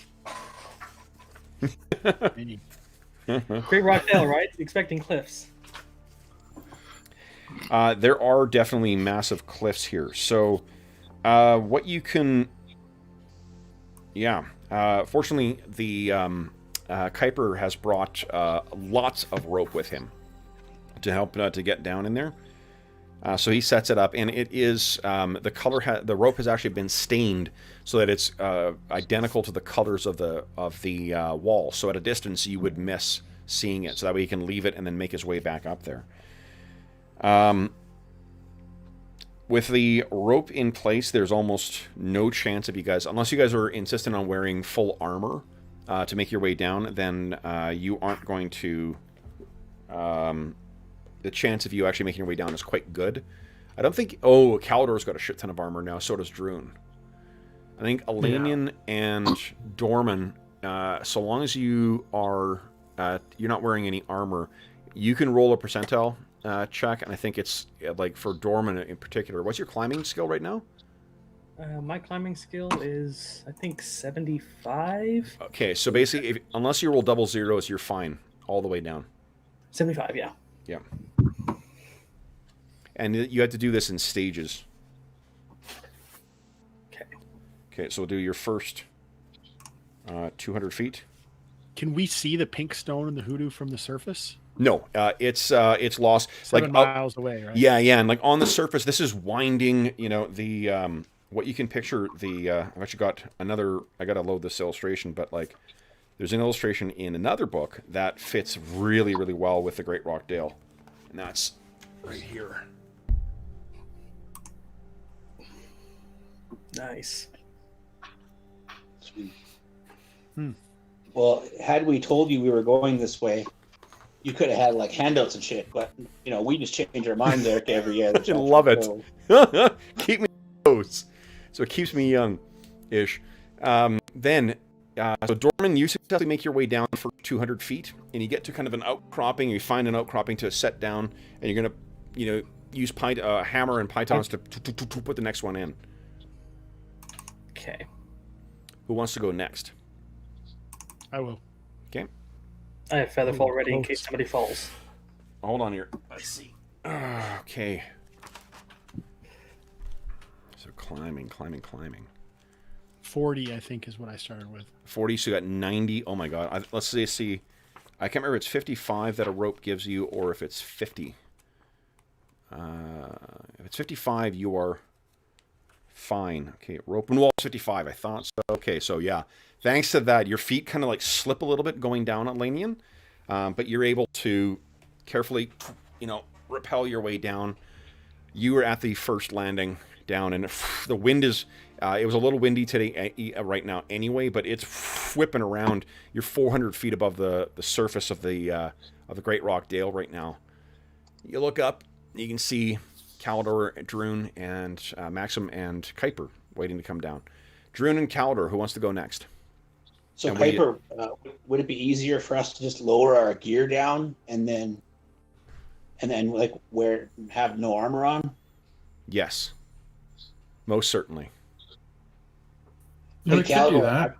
I could probably, like, since Druin's like an armor smith, I could like fashion up, some way to hold the armor together so it's not going to fall and go tumbling down into the Great Rockdale. You guys would have had. You guys would have an opportunity to to discuss this beforehand anyway. When you over dinner, the drinks the night before, they would have talked about that. So you have access to all the tools in in the farm, the garage, not garage, the I want to say horse barn, horse garage, yeah. In the barn or in the workshop or whatever. Well, it wouldn't take much because there's straps on the armor. You just need to wrap it and then strap it so that it's nice and compact, so that it drops the last 10 feet. It's not gonna damage it. All right. So you lower that down. Let's see here. For this landing, someone give me a D6 roll. We'll say this is how many people you can fit on this landing. No, so I got there for Okay, so Elanion and Dorman, you got Druin's thing lowered down to you. One of you guys is going to have to go down to the next ledge. Give us Alrighty. another... Master Climber going down. Give us another D6 roll. Let's see how many you can fit on that one. 2 on the next one. Jeez. And then the last one. Oh, I guess you only need 2. Yeah, because 200 down, then you're on the surface. All right, so who wants to go down first then? Dorman or Elanion? I'll go down first. Okay. Nice. Rolling very low. That's good. Yeah. You almost scramble down like without, you barely make use of the rope. And what I'll do is, let's just move little tokens down here. So you are down 1, and now you're down 2. Elanion, you're down 1. There is space now for either Druin or Calidor to go down. Druin, you've lowered your stuff down there. You want to give it a go? You got a... Hold on, you got a penalty because you're a dwarf. Because the game is racist. I had a penalty too, but... So it's 95... you don't have mountaineering, do you, Druin? I have etiquette. Knew it. Knew it. Etiquette. So you have an 85% chance. Go ahead and roll. That's not a problem. Okay. Mm-hmm. I'm preparing my spell just in case. Nice. Okay, so you make your way down. Druin, you are now on the first ledge as well. Elanion, you want to go down, or Druin, you want to try and go down and meet where Dorman is? I'll lower my stuff to the next level. Okay, so that's down. And I'll head down myself. Okay, go ahead. Oh, wait, do I want to hold the rope for Calidor? How did this work? Well, Kuiper needs it to go back up, right? You guys don't... There's only space for 2 people on this ledge. Okay, so I'll hold the rope for Calidor to come down, and then I'll go down the next one. Well, you can't. I'll go down. Elanion will go down. You need, one of you needs to go down first. Elanion, go ahead and give us a roll. Nice.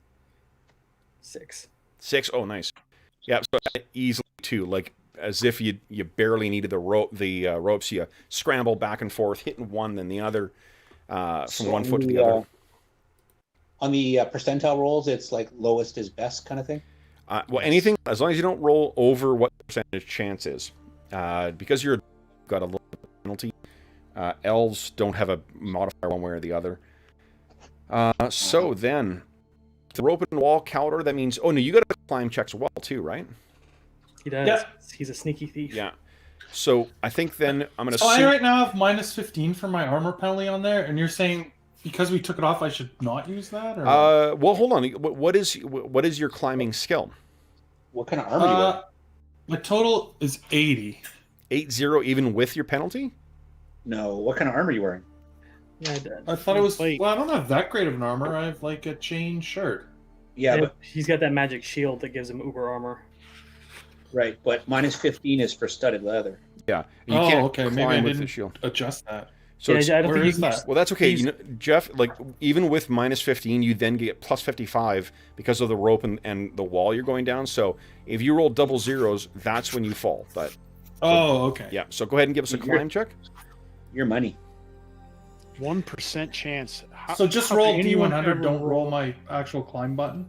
Either one is fine. If you roll D100, then the guys actually see. All right, Druin, you are down to meet up with Druin and Calidor. All right, so Elanion and Dorman, there's only 2 you fit on this one. So who wants to? Someone want to clear the platform to head all the way down to the floor? I'll scramble down. Okay. Just so I catch anybody that falls. Nice. So Dorman, you are all the way down on the canyon floor now, 600 feet below the others, 400 feet below Druin and Calidor, and very much on your own as well too. Yeah, I'm realizing that now. I'm looking around. It takes a turn for them to cover this distance. Getting an urn out just in case. Calidor and Druin, do one of you want to go down next, or do you want Elanion? Do you want to go down to clear this platform for both of them? Don't worry, I'll catch you. Let's just keep it going the same way. I can. Okay. Okay. Right. So Elanion, go ahead. No problem. The 2 of you are now on the ground. And this process has taken a good 20 minutes as well, too, to get to those 2 down. That's pretty fast, honestly. Well, even that's only for each of you for each platform. So far, you've taken almost an hour to get all of this. Actually, I think a little more. 1, 2, 3, 4, 5, 6. No, an hour. A little more than so. It's an hour of progress right now. Calidor, or Druin? Who wants to go next? You still have 400 feet to go. I can roll. Okay. No problem. You get down, you look up. Druin, the wind's howling away. Kaldor looks up, still wearing his chainmail. It's easy. Here, catch my armor. Slide my armor down, and then I'll go down myself. Okay. Nice.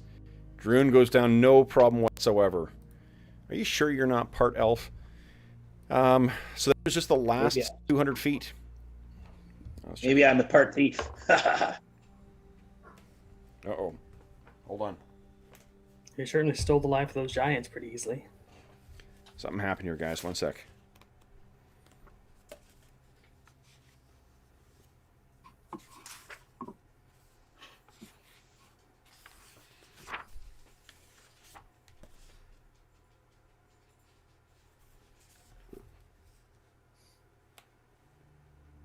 Okay, give me a second here. Because something happened.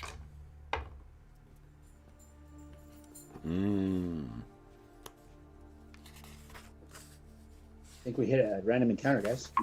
I think there's a chance of that. Was it random? Let's see here.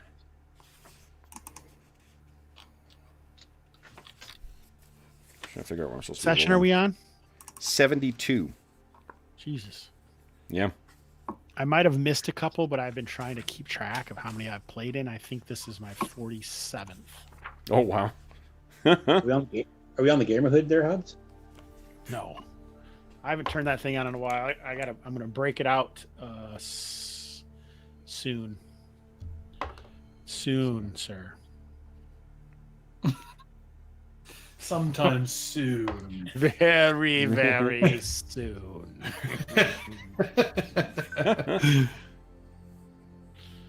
I'm supposed to run on Sunday at noon, but I might see if I can change that.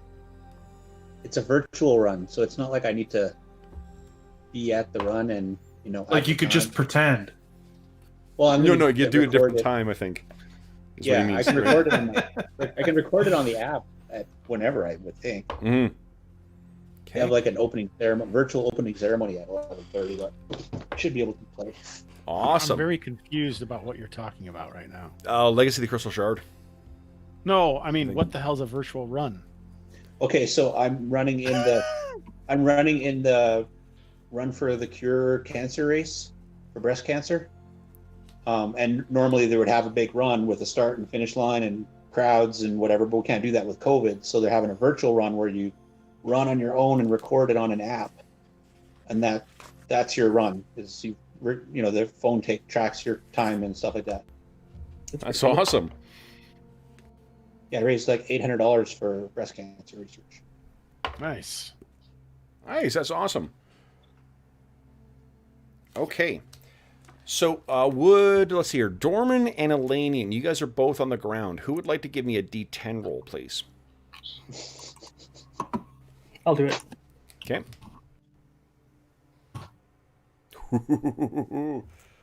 All right. So, fortunately, you guys are down there. Elanion, I can see that you from chat. You took your bow out and you're getting it ready. And Dorman, what have you been doing? Mostly looking around and looking up and then looking around. Just keep an eye out on everybody. Sure.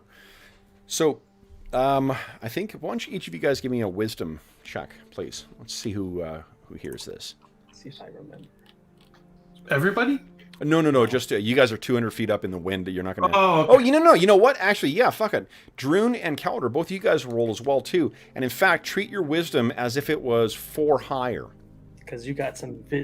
Yeah, really good. Yeah, definitely. They got some good vantage as well, too. Now my wisdom's better than Chael's. Nice. Oh, 18. Christ, I rated it exactly. Wow. Kaldor has an 18. 14. No, Yeah. because of my bonus. Yeah, because of the bonus. Druin, this is going to be tricky for you to beat here. Let's see. You can do it. Slash. I think I tried to whisper it. 1d20.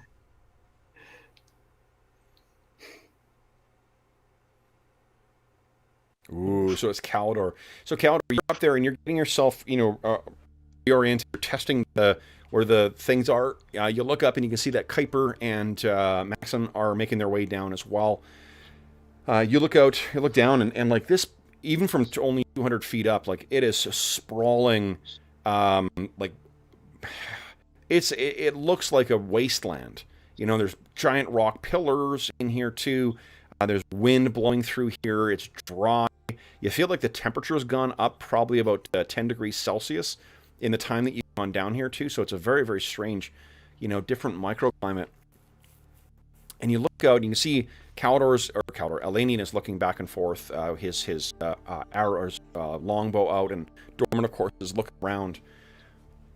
And Caldor, only because you decided to appreciate the view before heading down, the ropes in your hand, you're ready to go over the side and start lowering yourself down. You see, oh shit, there's a group of living things that's making its way around this one pillar of stone and directly towards where your allies are. And from the vantage of or rather from the bend in the geographic features, your allies aren't going to see them until they are right upon them. Oh God. And I think I'll just start yelling. What you see is what I'll reveal after our mid-session break. Nice. So let's take our mid-session break right now, guys. Go refresh beverages, and then we will check in with chat, see how everyone's doing, and then we'll see what you guys see down there. So back, for those listening at home, back momentarily. Cue fancy music. But we're not going to play any fancy music. Because that's like against the rules. No one can hear me, except maybe the people in chat. Right, folks? Trying to put a second next. I should get a drink. Jeff could hear me.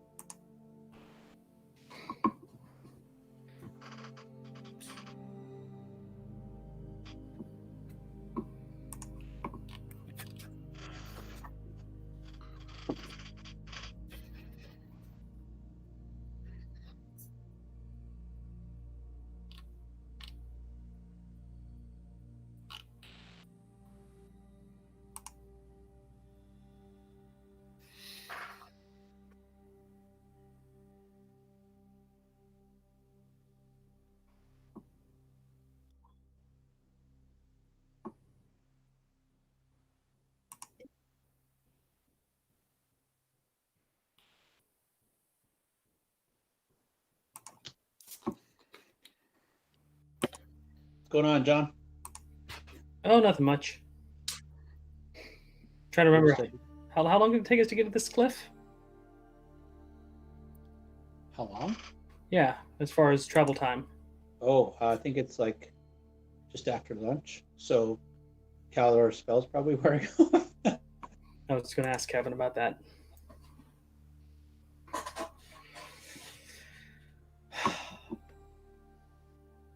I'm going to think about trying out a new spell today.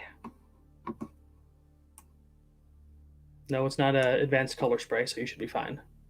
I don't get prismatic rainbow or prismatic spray until like 7th level casting. Yeah, that's pretty potent stuff. Trying to take a close-up picture of bronze and brass necklaces. Nice. That's a good picture. Let's see. I don't know if you can.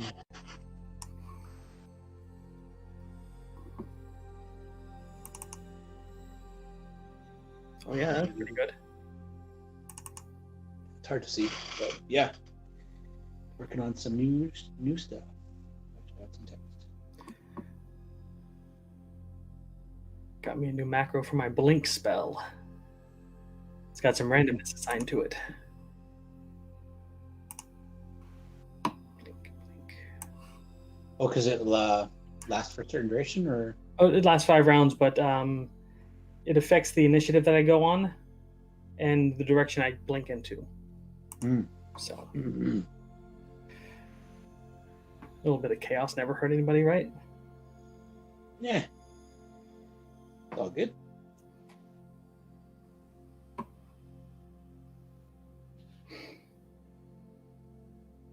So how about them fireballs? That was funny. Druin comes up with an epiphany, and everybody thinks he's still complaining. Which one? The one about taking out the wizards and the casting abilities. Yeah, Dorman is very familiar with that kind of situation. People misunderstanding you.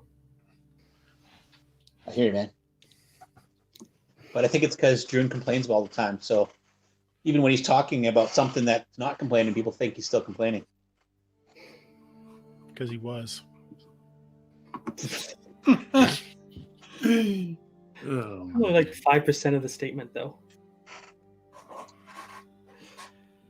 Oh, this is gonna be fun. What? Mass encounter. It won't be that big. If you guys want to leap down and fight them directly, I'll catch you. I promise. Okay. Let's quickly check in with chat here. See how everybody's doing. I did just see someone say, "Come on, 0-0." The chat's, they're out for blood today. That's hilarious. So, what's going on? Evening. Fred, what's shaking? George, hey, George jumped in for bed. I don't know if he's still there, but that's terrific. Oh, man. Brian, what's going on? Excellent. Let's see here. Everyone is now. Roll dex check Hobbs. Yeah. I'm assuming that's for your cat attack. Yes. That's great. C30, howdy. Oh, great. Yeah. So I'd heard you a bit. Oh, that's so nice. Great to hear. Yeah. That's Hobbs, you're on the mend now, right? Yes. Awesome. My back is on the mend. I smashed the poop out of my finger today, though. That's the third thing, though, right? Comes in threes, so excellent. I'm good. If that's out of the way. As bad as it gets, we're good to Nice. Jimmy, what's going on? Howdy. Welcome. Jeffrey, what's going on? Yep, they're absolutely a threat. We appreciate you keeping an eye out for that. That's just us. Shanti, what's going on? I think middle of the night. I think Shanti's joining us from somewhere in Europe. I want to say Germany. Shanti, hope your PF2 campaign's going well. I know he was running a Barrow Maze style campaign, but set in somewhere in the Pathfinder world in Galarian. Let's see here. Oh. If I get arrested in Calgary, will the DM defend me pro bono? I haven't done criminal law in more than 10 years, so if you don't mind a conviction, then absolutely. I am your man. Oh my goodness. Pale Rider, what's going on? Pale Rider's out for blood. Nice. And Pale, thank you so much. Yes, don't forget to hit that like button. Very much appreciated. George, what's going on? Excellent. Germany, yeah, I was right. Perfect. He almost killed his players yesterday. Love it. It is definitely in the spirit of the Barrel Mace. So welcome, everybody. Thank you so much for joining us in chat today. All right, then let's talk about what you see. So, what you see far below there, Caldor. Let's see if I can find an illustration of it. Where is it? Where is it? I'm pretty sure I do have one. Illustration here. Fang Dragon. Fang Dragon, exactly. Oh, love it. Love it, love it. Okay. Okay. Okay. Owlbear companions. Oh, we got some... oh, yeah, tomorrow. For tomorrow's Legacy of the Crystal Shard game, we get to open with a monster that I've never used. A bunch of Peritons. Hi, sweetie. Anna says hi to everybody. In my Hex Talk crew, we were all going to pick iconic characters. Like Jose had already taken a Mimic, and I wanted to take a Periton. Oh, nice. It was so rare, nobody knew what the hell it was. A little obscure. Well, I think like the Peritons were in first and second, but it was a while before they were introduced in one of the the later monster manuals in third. It's just such an oddball monster. I don't know if there's a 4th edition version of the Periton, but there is. I think it's back in 5th. It was really confusing in AD&D Monster Manual too, because the picture was like a shadow of the Periton almost. Oh, so okay. most people didn't even really understand what it was. I gotta pull up my monster manual and see what it was again. What the illustration was. But there's a great one from one of the later. Here we go. I guess this will be good enough. This is what these guys look like. Kobolds? Don't kobolds more like dog-faced in AD&D? They are. Little dog-faced. And there are 18 of them. We haven't dealt with kobolds, have we? I was thinking we've already dealt with kobolds, but that was hobgoblins. Yeah, I don't even know if maybe I've got illustrations. I don't think I've used kobolds in any game yet, just because everything's been. I don't remember you using them. No. Like 5th, 6th level Avengers, and we're fighting kobolds now. No. Okay. So, well, speaking of that, they don't seem to, if you guys are provided a warning, Caldor, what were you planning on doing? Now that you saw them making their way up, they all seem to have yelling. Okay. That's what my thoughts were. Hey, you guys. Okay, so then I think the Dorman rolled better of the 2 rolls. So Dorman, you hear this, you hear Caldor shouting from somewhere up ahead. You kind of look up, so you guys have that moment of eye contact. What do you do, Caldor?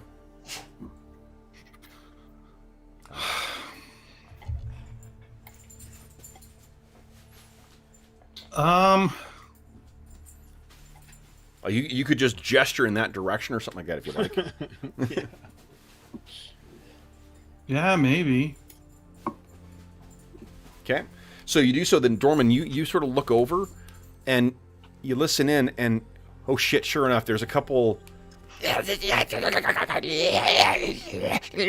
voices talking to each other in a language you don't understand that are coming up around the corner. Now, the thing is, with warning, there is tons of like stones and rocks and shit around here. If you guys just want to throw yourself behind some rocks, they may miss you altogether. That's certainly what I would do. I mean, you could go invisible if you wanted, Dorman. I can just. Why would I do that when I can, hide in shadows? I don't care what you do. I'm just saying. I'm gonna use my elven abilities to. Yeah. Try and. I'm gonna look over to Laney and like hide. Well, that's not really a forest, though. Yeah. I don't know if it has to be a forest. I guess. You know what? With your here's what I'll let you do. But with your new thing, your new stone giant thing, I'll extend your ability into rock formations. Okay. Cool. He's So a yeah, blocker. you stand back. That is something that like one of those stone giant abilities is that they can remain motionless and disappear into stone, right? So you make your way over and you hide. Dorman, you hop behind a. Oh yeah. I mean, any one of you guys, had you been caught down here, could do that. Calidor, I guess like Druin, you can see Calidor's been shouting down. You're looking down to see what the hell. Oh shit! And you see them. There's a group of about 18 of them. And they seem to be carrying, from your vantage, you got a better idea or better view of what's actually going on here.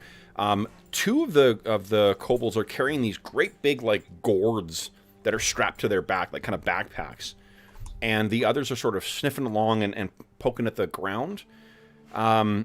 If you were to guess, you may think that they may be looking for water. So, from assuming, unless you guys do anything to interrupt this. What happens is they sort of make their way around the corner where you guys are. They're still chattering away. They don't even pause. And they carry right on further down the corner of the canyon and make their way down. And then they move out of sight. So, Calidor and Druin, you have one more climb to make it down. I'll drop my armor All down. right. Okay. Armor down next to Dorman. Boom. Okay. Oof. Boom when you hit the ground. Okay. No problem. Calidor, as long as you don't roll double zeros. Yeah, I rolled a 38. Oh, that was you. Sorry, I thought it was Druin. Forgive me. Yeah, no problem. Good thing neither my hobby nor my day job require any kind of reading carefully. Go ahead, Druin. Attention to details or anything like that. Exactly. Careful listening, reading. Oh, Oh boy. Woohoo! Nice. Yours was 85, wasn't it? Close. So you slide at one point, kind of catch yourself. That would have been a 100-foot drop. That wasn't it 200 feet? Well, he would have been I'm going to say he was halfway down from this. He doesn't actually fall, so I don't need to randomly generate how high up he was. But Narratively, okay. yeah, Cool. Narratively, he just sort of like, oh shit. And I think that Kuiper was watching from above, and he's like, watch it. Take your time, Druin. Make sure you got steady footing. We've got no rush here. good now. Okay, and you finish making your way down. Cat attack! Has that thing got any bigger since the last time we saw it? It is bigger, yeah. Okay. Yeah. Looks tiny. Oh yeah, it is bigger. Yeah. It's a adorable cat. Uh-huh. Same coloring as Anna too. Okay. With you guys down, Kuiper and Maxim are able to make their way down to the ground as well too. And Kuiper shakes his head and he says, "Kobolds. This is pretty far out from them. Wonder what they're doing. Did you see what they were doing? Were they hunting?" Poking the ground. Weirding. That's survival, right? Yeah. Well, no. Elanion does. It's tough down here. It's not a surprise that there's a reason we brought extra water skins. It's tough to come across it, though it's surprising this early in the summer they're coming this far south. They've either been pushed by a rival tribe or perhaps there's a shortage of water here. In any event, we shouldn't see more of them, but it will be prudent to take care and keep eyes open. So, with them gone, you guys are able to proceed further down towards the Rose Stone. I'll put my armor on now. So if you guys aren't heading back, you know what? You guys will actually have no difficulty. You're going to get there by the end of the day anyway, and you won't have to worry about keeping camp. So I guess the only question is, do you want to make camp and stay with Kuiper overnight, or are you just going to leave him and trust that he'll be able to... What's that? No, we'll stay with him. We'll stay. It's also easy. Yeah, It's we'll easier stay. for him to hide himself than it is to hide a full camp. You guys don't need. He doesn't care. Like you don't need to stay with him if you're planning on transporting. Just you won't be moving through time. So wherever you're going to be arriving, you'll be arriving there at the end of day as well. What I didn't know is, do I have to tune for a bit to the stone? At about an hour. Okay. I say we do that, and then we'll make a decision. Okay. So, Okay. it is the rest of the travel. You guys are keeping careful watch. You're walking in single file. The massive stones around you create these kind of there's canyons, but it doesn't seem like they are restricted to like channels. And Druin, it's you remember, and actually Elanion, you'd be attuned to this as well too. In the same way that the stone, the pillar or whatnot, the sort of the that giant, I guess I don't know, pillar or whatever it is, the big structure that made up the base of Heathertop Warren, how that was worked with different magic. This likewise is completely unnatural. You know, like there is an element of what has been worn by erosion here, but this is a place that was where this land was rent, like torn up and smashed down by some kind of phenomenally powerful magic. Not the kind of careful shaping that you saw around Heathertop Tor. This is something much more cataclysmic. 1 point of piercing damage. Well, within the 3rd edition, wizard could be killed by a cat first level. Yes.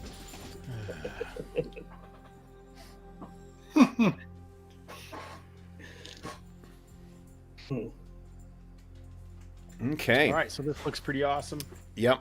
And you finally make your way to a bit of a clearing, in the sense that like this part of the dale, you can also see how you could easily get lost in here, whether you were not being careful, because there isn't like a natural kind of flow to these canyons. It's so chaotic that there's box canyons that you have to avoid. There's, it is tough going. But by the end of day, when the shadows are, because of how deep you are in the canyon, the shadows are hanging pretty long. You come across a relative clearing where there are 2 hoodoos, so there's sort of like big bits of stone with worn, eroded pillars beneath it, seeming to support these things. They're about 200 yards apart, and right in the center of them, you can see there is this rose-colored stone, identical to the one you saw, I mean, at least 2, Calidor, Dorman, and Druin's eyes, to the one that you saw under Heathertop Warren. And Elanion, this is the one that you've seen in your dreams. You feel as if you have actually been here before. So Kuiper says, there it is. The stone made by the giants. Now this one is not the size of the stones that you found in the seats, in either the first seat or any of the others. This is the same size as the one in Heathertop Warren. And the markings around it are the same, in the sense that they are in the language of your people, mixed with some elder elemental symbols. So Elanion is obviously drawn to it. The strange pulsing in his stony skin, exacerbated as he approaches the quartz stone of his dreams here, and reaches out to attune to it. Okay, so you begin touching this thing, and you're moving your hands across it, and I think that there are, as you see his hands moving across it, there are. Well, none of you guys are attuned to arcane. Oh, Dorman is, of course he is. So I think Dorman, what you can kind of sense is that there is some you're not sure, like without casting detect magic or using a cantrip, you can't really, make out what's actually happening here.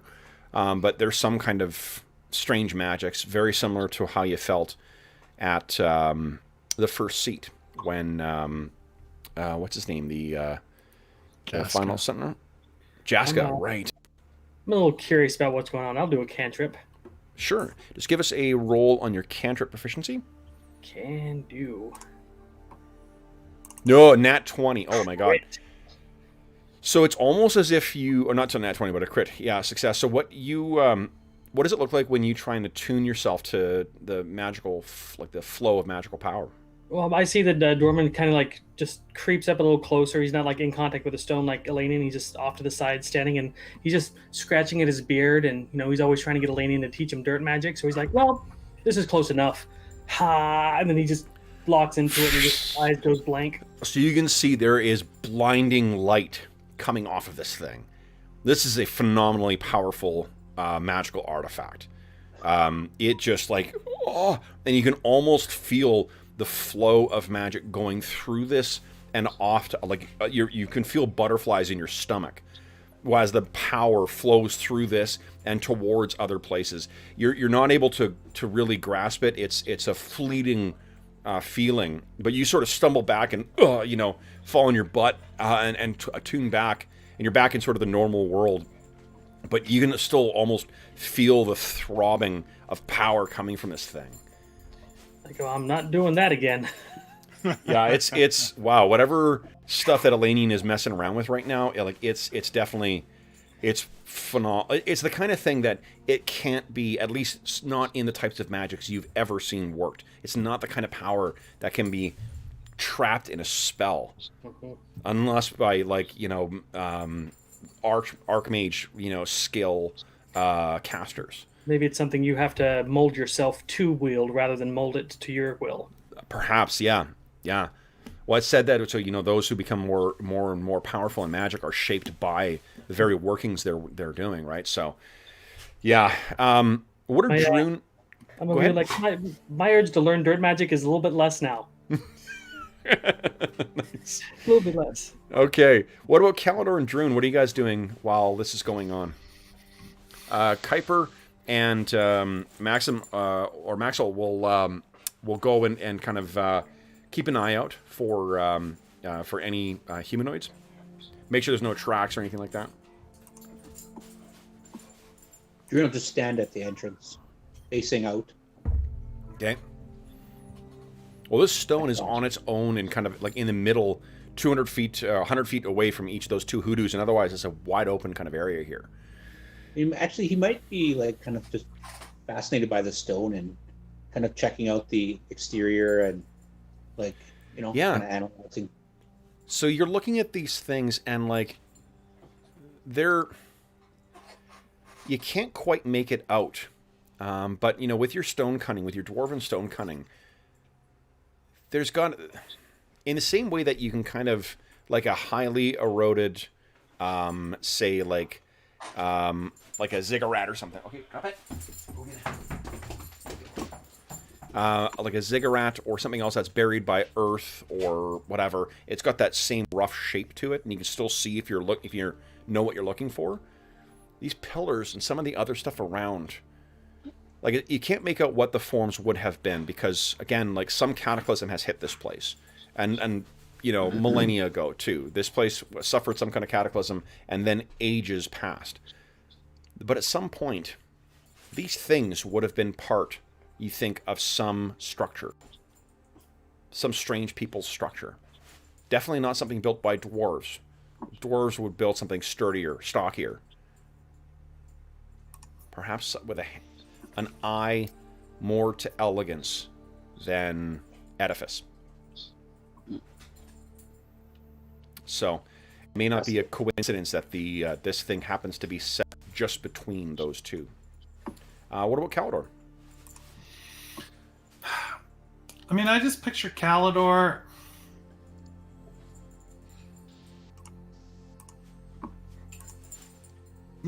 making camp and I don't know, trying to have some kind of normalcy because everything has been so freaking ridiculous and crazy lately. Yeah. And it's just, I don't know. He misses his brother and Yeah. dancing and relaxing. And, Hey, don't we all? yeah. Steve-O.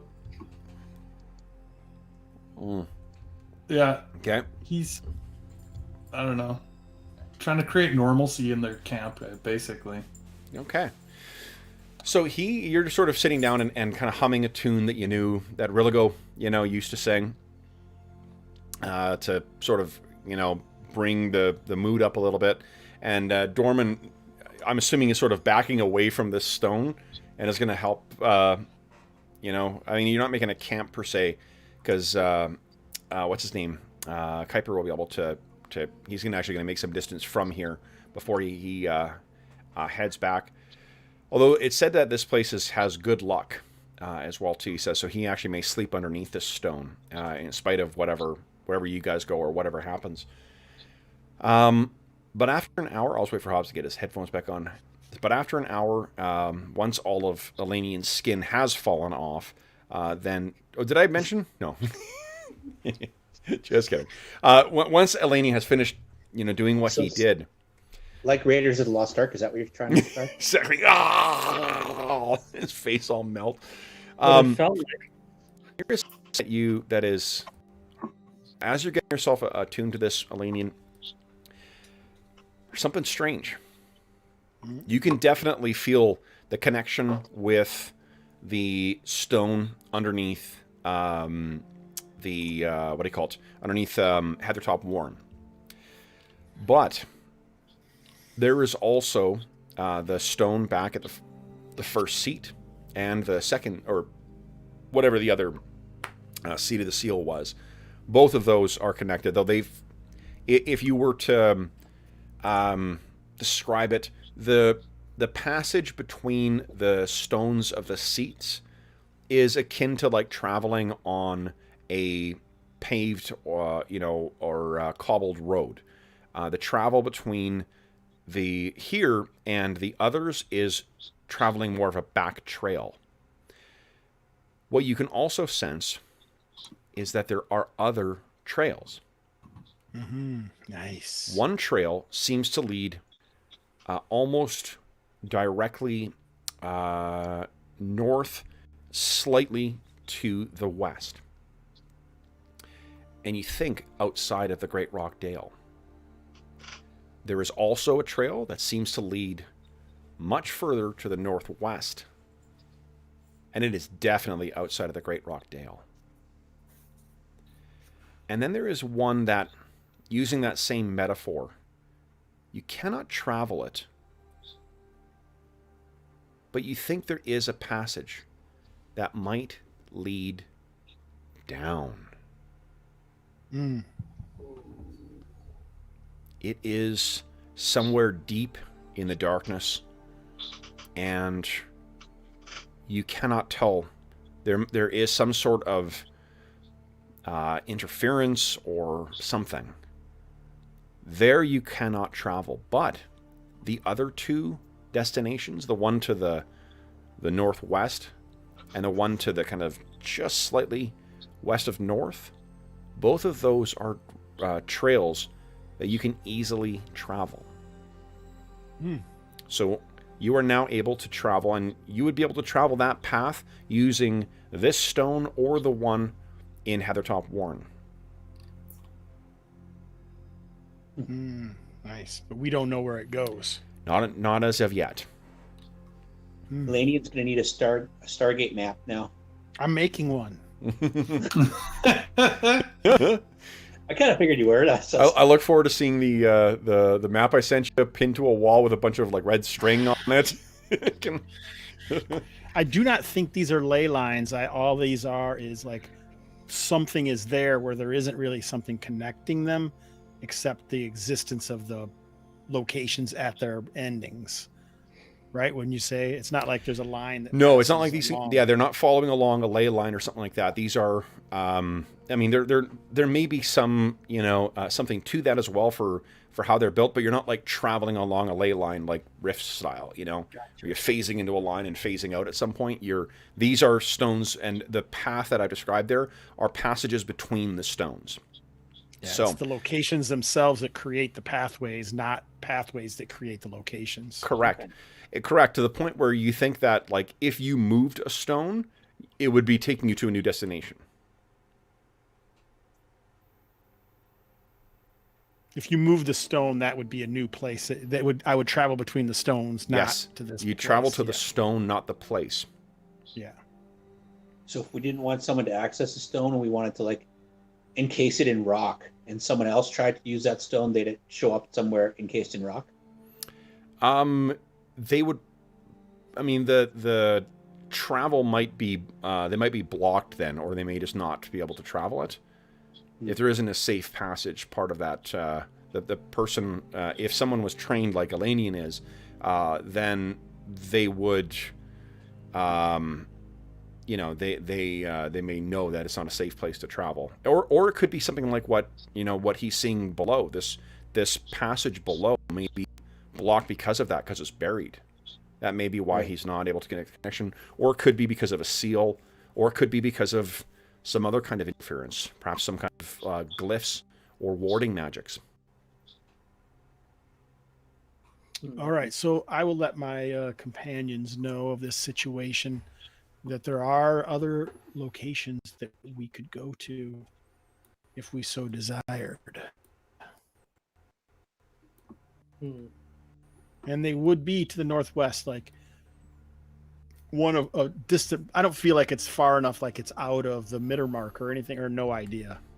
Like I feel like Citadel Silver maybe, or something in those hills somewhere. You feel they're not terribly far away. They're the one that feels more distant is, or most distant, I should say, is probably the one in the first Seat of the Seal, or Seat of the First Seal.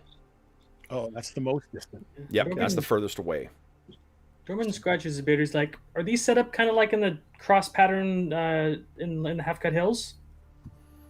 He can't. Half-Cut Hills was, but I don't know about this one. Yeah, the Half-Cut Hills definitely was. This one was not, though. If this place was, afflicted with some kind of cataclysm, or whatever the devastation that led to the creation of the Great Rockdale, this shit's sort of out of alignment as it is. Okay. What he does know is that the other stones, other than the one in Heathertop Warren that he's sensed, those are not in the Great Rockdale. They are beyond this area. So when I touched the one in Heathertop Warren, I actually revealed myself as an elf through it and contacted another elf. Yeah. So they're not here, so that makes me wonder if they're at one of the other places. But I assume they were here or down. I don't know. I don't know if you knew enough about the Stones. the paths before and how to make use of them that you would have known it. On reflection, maybe it was that you actually reached down. Maybe that voice came from down there. Sealed it off due to panic or something. What you can see is that nothing you've seen thus far, nothing up here, tells you that there is any sign of any living elves in the Great Rockdale. All right. So where do we want to go, guys? Dorman's a little hesitant to be traveling via ley lines because he just experienced the power in there. So he's like, where's the nearest one? All right. So where do you guys want to go? There's a glint in Elanion's eyes that you rarely see. Well, Elanion, your original plan, taking us to Heathertop so we can hike it over to the Aarakocra. It's true. Then head it to the Thornwood. Is that still... Maxwell's eyes kind of get wide, and he says, we're going to see the Aarakocra? Why not? All right. Let's do it then. Okay. Let's make sure Kuiper is going to be okay. Is there anything else He'll be wishes fine. To be fine. transferred to No. our This feathered friends. the whatever spirits haunt this place. This is always a place of safety. I could gift him a invisibility so he could spend at least a full day without being seen. Yeah, he won't say no to that for sure. When we leave, we'll do that. Okay. Druin, would you be willing to ride a phantasmal horse to increase our movement speed in the hills? Well, you guys won't appear on the surface. You guys are going to appear like 3 levels down, right? That's where the stone is. Yeah, I can summon him later once we get out, but maybe. I mean, We'll see. well, I kind of need to know because I got to prepare the spell. Oh, I see what you're talking about. Well, I mean, you guys, you're traveling first, and then you're going to rest in Heathertop Warren. That's what you guys had said before, at least. Yeah, that was the plan. Okay. Yeah. So this entrance, Elanion, it's anyone can get in here, but they have to be an elf to use the stone. I think they would more have to understand the Yeah. method of the magic. And what he needs is it'll take one of the highest level spell slots. He has to expend one of his prepared highest level spells to, and that's the highest level available. So like if you used up if you third level is the highest level you can cast, and you used up all your third level spells, you can't make use of the stone. Fortunately, you guys did not do that with those kobolds, so you do have. I think Elanion's got at least one of them. Could another caster donate one of their spells for Elanion to use? No. Darn. Well, I'm sure Elanion will be happy to teach you how to use it, right? Well, I'm just It involves becoming. wondering if you wanted to wait here overnight. In the morning, I could put a thin layer of stone across the entrance with stone shape to keep others from just coming in here in the first place. I don't think we have to worry about that. No, and Kuiper says like this place is safe. Like this is it was passed down to him. The reason he knows about this thing is because if you're scouting the Great Rockdale, this is a safe place to camp always. Let's risk it. I say All right, good. Let's travel then. Okay, so Take us to Heathertop, Elanion. you guys all join hands along with Maxim. I keep saying Maxim and Maxim. I want to make sure I got his name right here. Maxim is what I thought. Yeah, I think it is. And then I started thinking, like, well, am I confusing it with the old magazine, or? Let me just double That's check. what I here. wondered too. Yeah. So let me double check here. I think it's Max he a M, hometown like hottie? Maxem, I think. But let me double check here. He's not a hometown hottie. He is not. What's a hometown hottie? This is where we're headed, boys. A contest that Maxim runs. Oh, okay. Yeah. Nice. Nice. Oh yeah, This is where we're headed, boys. yes. That's awesome. Okay. hopefully it's still cleared out. Maxim. It's flooded. Yep, just like the magazine. It's been flooded Oh, by goodness. Let's just call him Lord Max Carmen. because it's going to get. Yeah. Lord So- Carmen's buried the ring in Heathertop, and we're all going to be swimming when we get there. Why would he do that? He wanted to solve the new Meyer thing. So That's where we got it. yeah. I know he's a bastard, but I don't think he's that big of a bastard. Who's that? No, he Carmen. probably Lord still Carmen? around the dwarves. We did hear that. The flooding is in Citadel Silver, which is, 50 miles away from where you guys are heading? But we'll see. Okay. So, you guys place your hands on the stone. Elanion, you carefully concentrate, and then you guys appear.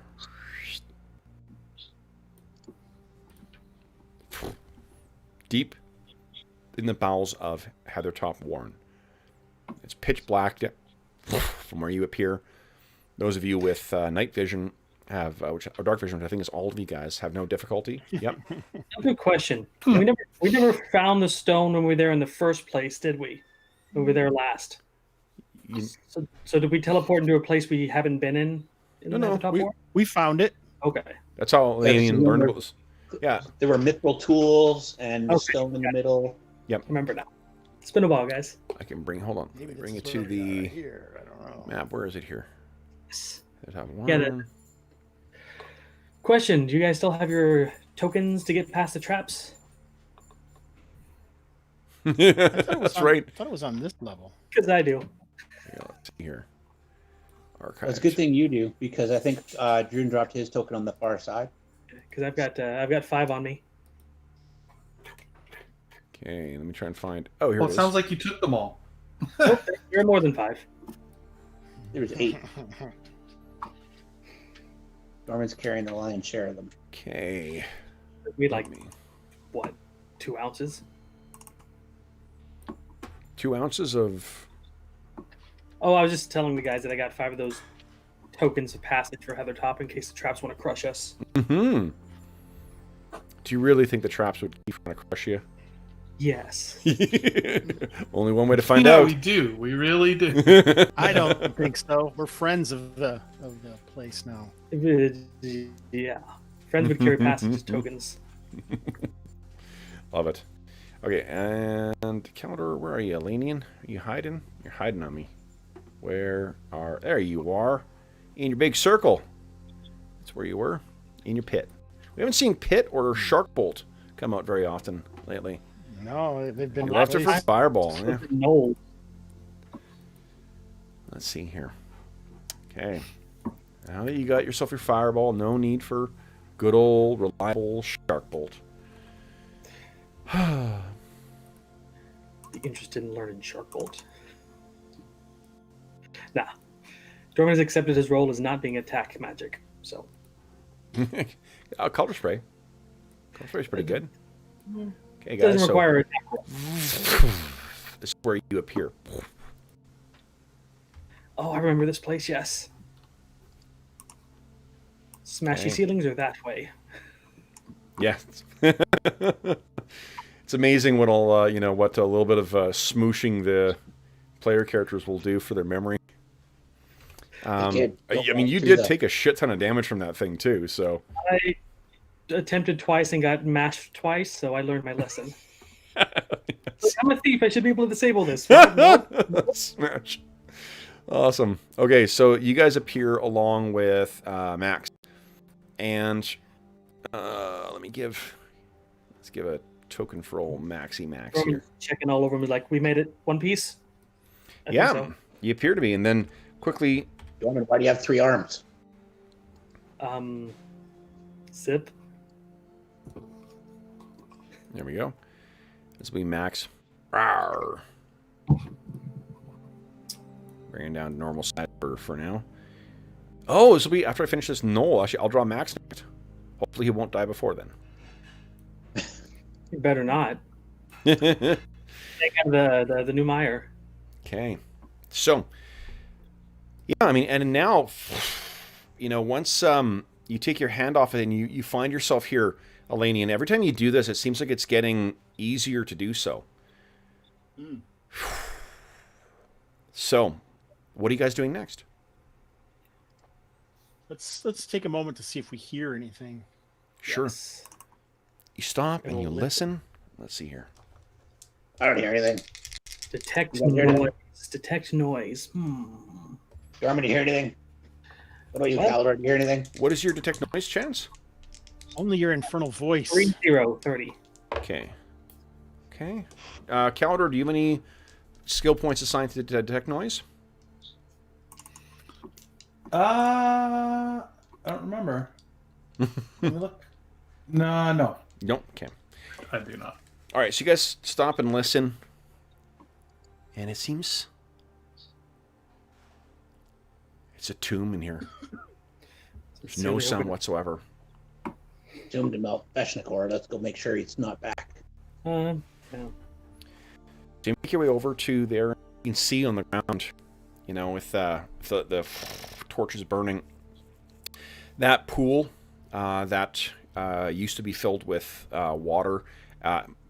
It's pretty much dry now. It's evaporated. There still are the markings and so forth on the walls that are in here, and the blood of your companions that stain the floor, in particular where Bergour was so brutally mauled on the Right side there. Right. Yeah. That still stains the surface, a dark stain that has not moved whatsoever. This is the path that Hurlgo trode. Yes. Yes. Right through the pit. Tell it was a good fight when we remember it very well. Yeah. That was a pretty epic fight. Okay. But yeah, there's absolutely no sign. There are claw marks on the inside of the doors.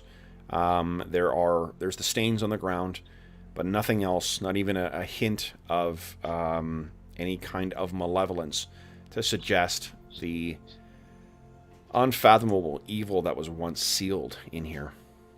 Hey, Maxim, come here. This is where we killed a 10,000-year-old demon. Yeah. It's fair to say. In light of not having a bard here, let's tell him a story. Yeah, he is very impressed. And he looks down at the stains and kind of like looks up at you questioningly, as if like, is this blood? Yeah, Dorman points at one. Is like, see that? It was right here. He is very Calvo impressed. cutting him to bits with his dog slayer sword. Yeah. Bergour almost fell. It was a pretty gruesome battle. Yeah, what? I mean, Bergour suffered brain damage in it. He did. Dented his helmet. Yeah, yeah. And there's probably some corpses out in this room. No, in this room here. When we came in, because we fought a bunch of the goblins and they ran away, and we killed the last couple in this hallway. So there's probably like some goblin corpses. Like, it's been over a year since we've been here, right? Yeah, so it's a year. They're fairly dried. Bones and no rats running around trying to eat them. There may be vermin and such, but I mean, like, it's been more than a year, so their remains are probably quite picked over at this point.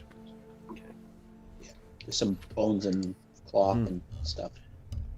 Let our memories stay memories. Let's get to the surface so we can camp for the night. I feel Dorman's going ahead and like scouting. drained. Okay. Remember, it's up this way. Yeah. Okay. Oh, there's 5 of us. Hey, I've got 5 tokens. Okay. Dorman stands by the opening and starts handing out tokens. You can see those statues. Again, the statues in those alcoves are stony-faced elves. Both literally made of stone, but also expressionless. Dorman? He looks around like he remembers the last time here, and he just runs across. Yep. There's no sign of anything moving. Max leans into you. Why does he run? Do we need to run? Yeah. There's a trap in this room, and if you're not carrying this token, it'll smash you, squish you between the floor and the ceiling. Dorman tried to get past it twice with his thievery and his trickery, but he had to carry the token. He got beat up pretty bad. What trap? Dorman flicks the token in the air and just catches it. Like, it's safe. Come on. Max kind of looks at you and says, should I go? Yeah, but watch, you don't need to run. Droon's back strolls. Ooh. Token in hand. Okay. Max looks back at Elanion like, should I go? Go forth. And he kind of splits the difference. He tries to walk casually, but it seems like he cannot help it. Sort of run across it. His head snapping back and forth between the elven statues on either side. Caldor's decided to wait behind.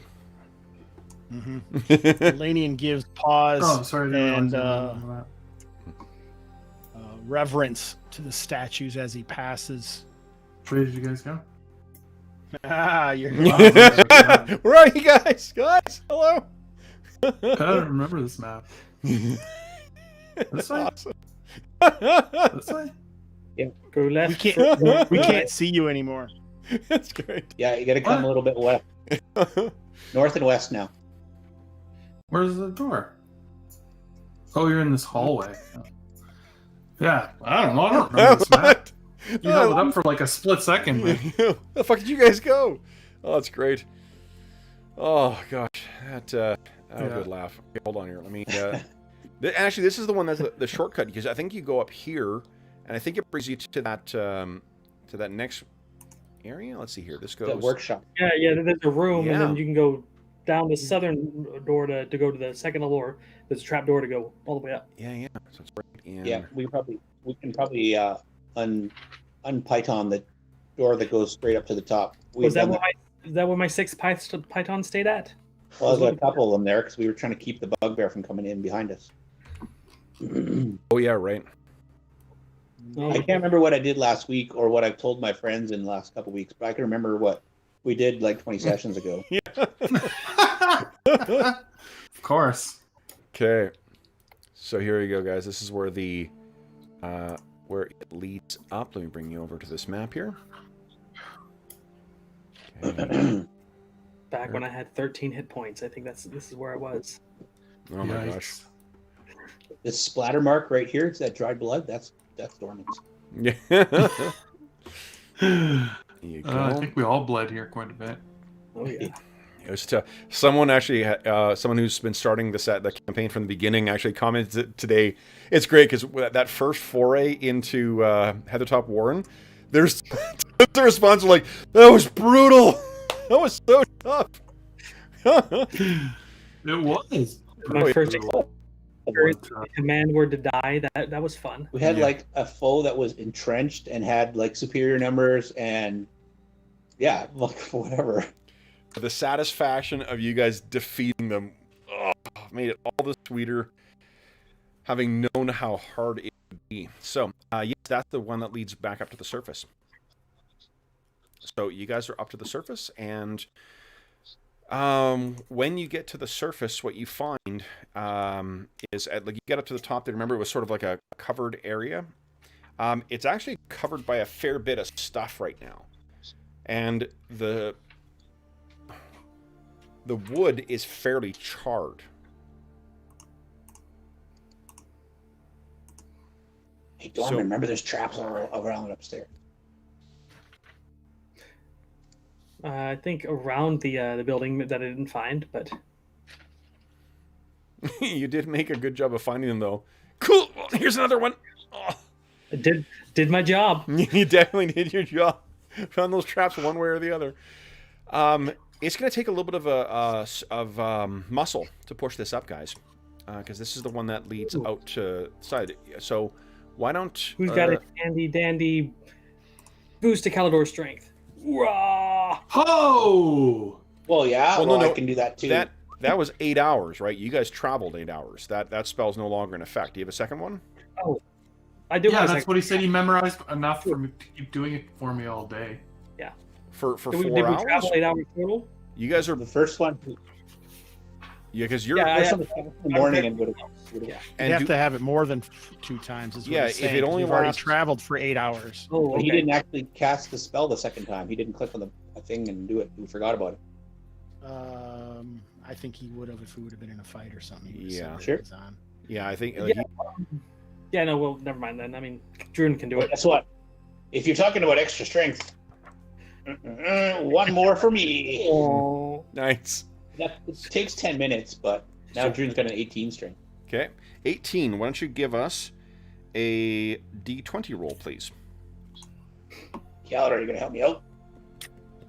Well, no, not if Dorman didn't cast a spell. But Dang it. do it yourself.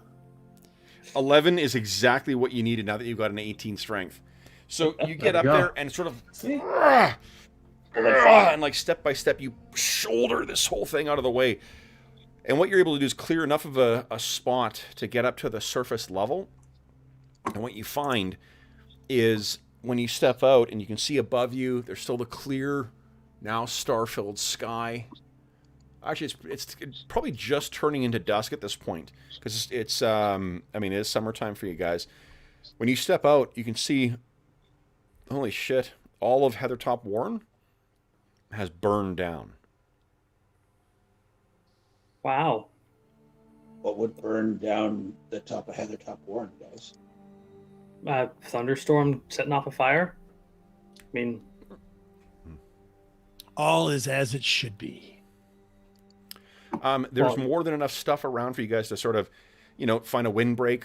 This has happened long enough ago that it's not like fresh, ashes or anything like that. This is burned months and months ago. So you're able to find more than enough stuff to, start a fire. And Elanion, you just definitely feel at peace here as well, too. You can feel the connection. Same connection you felt before, the first time you drew on. Remember when you tried to boost your spell power the first time? Yeah. There's still that connection here. So you guys sit down and you guys have a, you have a lovely evening. Next day, you guys are planning on, what's the approach that you're going to take to head to Featherfall? Does Druin want to ride a phantom horse?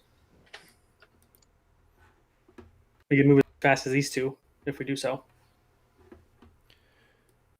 Are you going to be riding that damn phantom horse too? Well, I'll have one of my own. I'm not riding with you, that's for sure.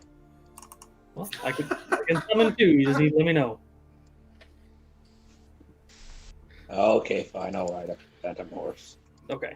I'll try and shape it to be more ram-like, but I don't know. Okay. Ram? Why would a horse look like a ram? What kind of freaking mongrel are you giving me? It's really an illusion made of, imagination, crafted with magic. Please describe it like that. You throw some glitter on you. It's made of imagination. Wow, I'm gonna think I might walk now. Do you want to spend an extra day getting there? Bother me none. Well, I mean, it doesn't speed the elves up. It just means that you're not going to be limited by the movement of the dwarf or the gnome. Yeah. But it will actually speed up your movement in the Patchwork Hills. Let me move. I'm going to leave your tokens behind and zoom in on your travel. Does that mean I can charge somebody? Yes. Anybody got a spear? The horses have hit points and armor class. So. Okay, Sweet. so it's going to take Knight of Perrinshire. Nice. It will take it 2 days. So first off, Weatherman, would you kindly do your thing? What if I don't know how to ride? No precipitation, moderate winds, and it is slightly overcast today. So the weather's come in. It's a little bit overcast, but not too bad. The wind is very mild, even for the Patchwork Hills. Let's see if anything interesting's happening today. Oh, so the steed won't fight, but it'll carry you in battle. There you go.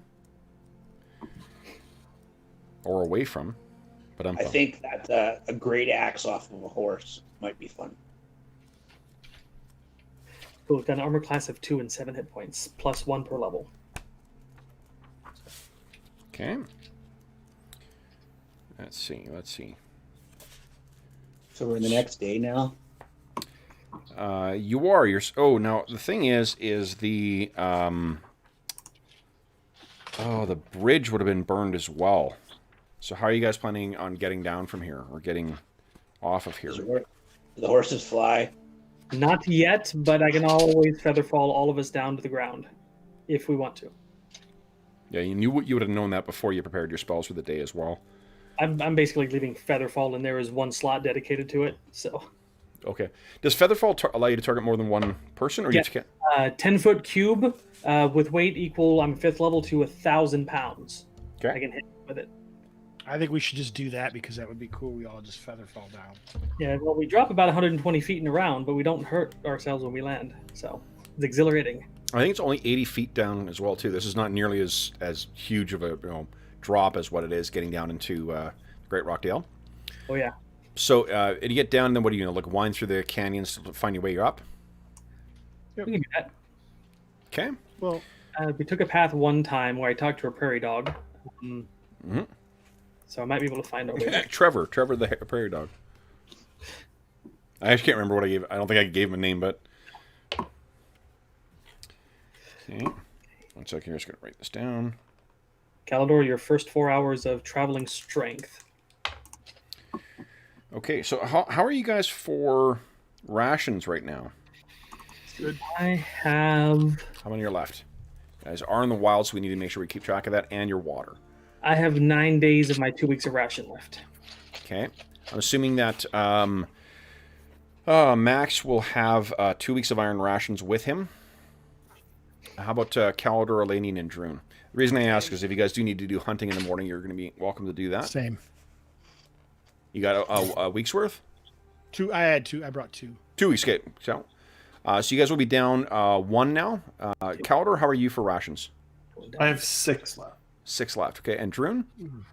Druin bought 20 rations in Thermaster, and he's down to 3 days on the river, 4th day. So yeah, he's at 16 now. Okay. And those are iron rations as well? Yeah. Okay. I can't remember what game it was I was reading recently, but there's one where if you eat iron rations for like 2 weeks, after 2 weeks of eating iron rations, you start suffering the penalties automatically.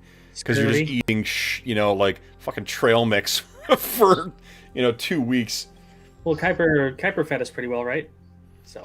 Kuiper did, yes. So you've had a proper meal.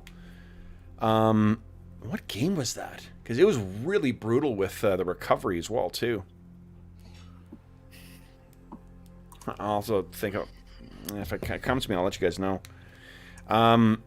Then what? Oh, right. I was rolling the encounters. Let's see here.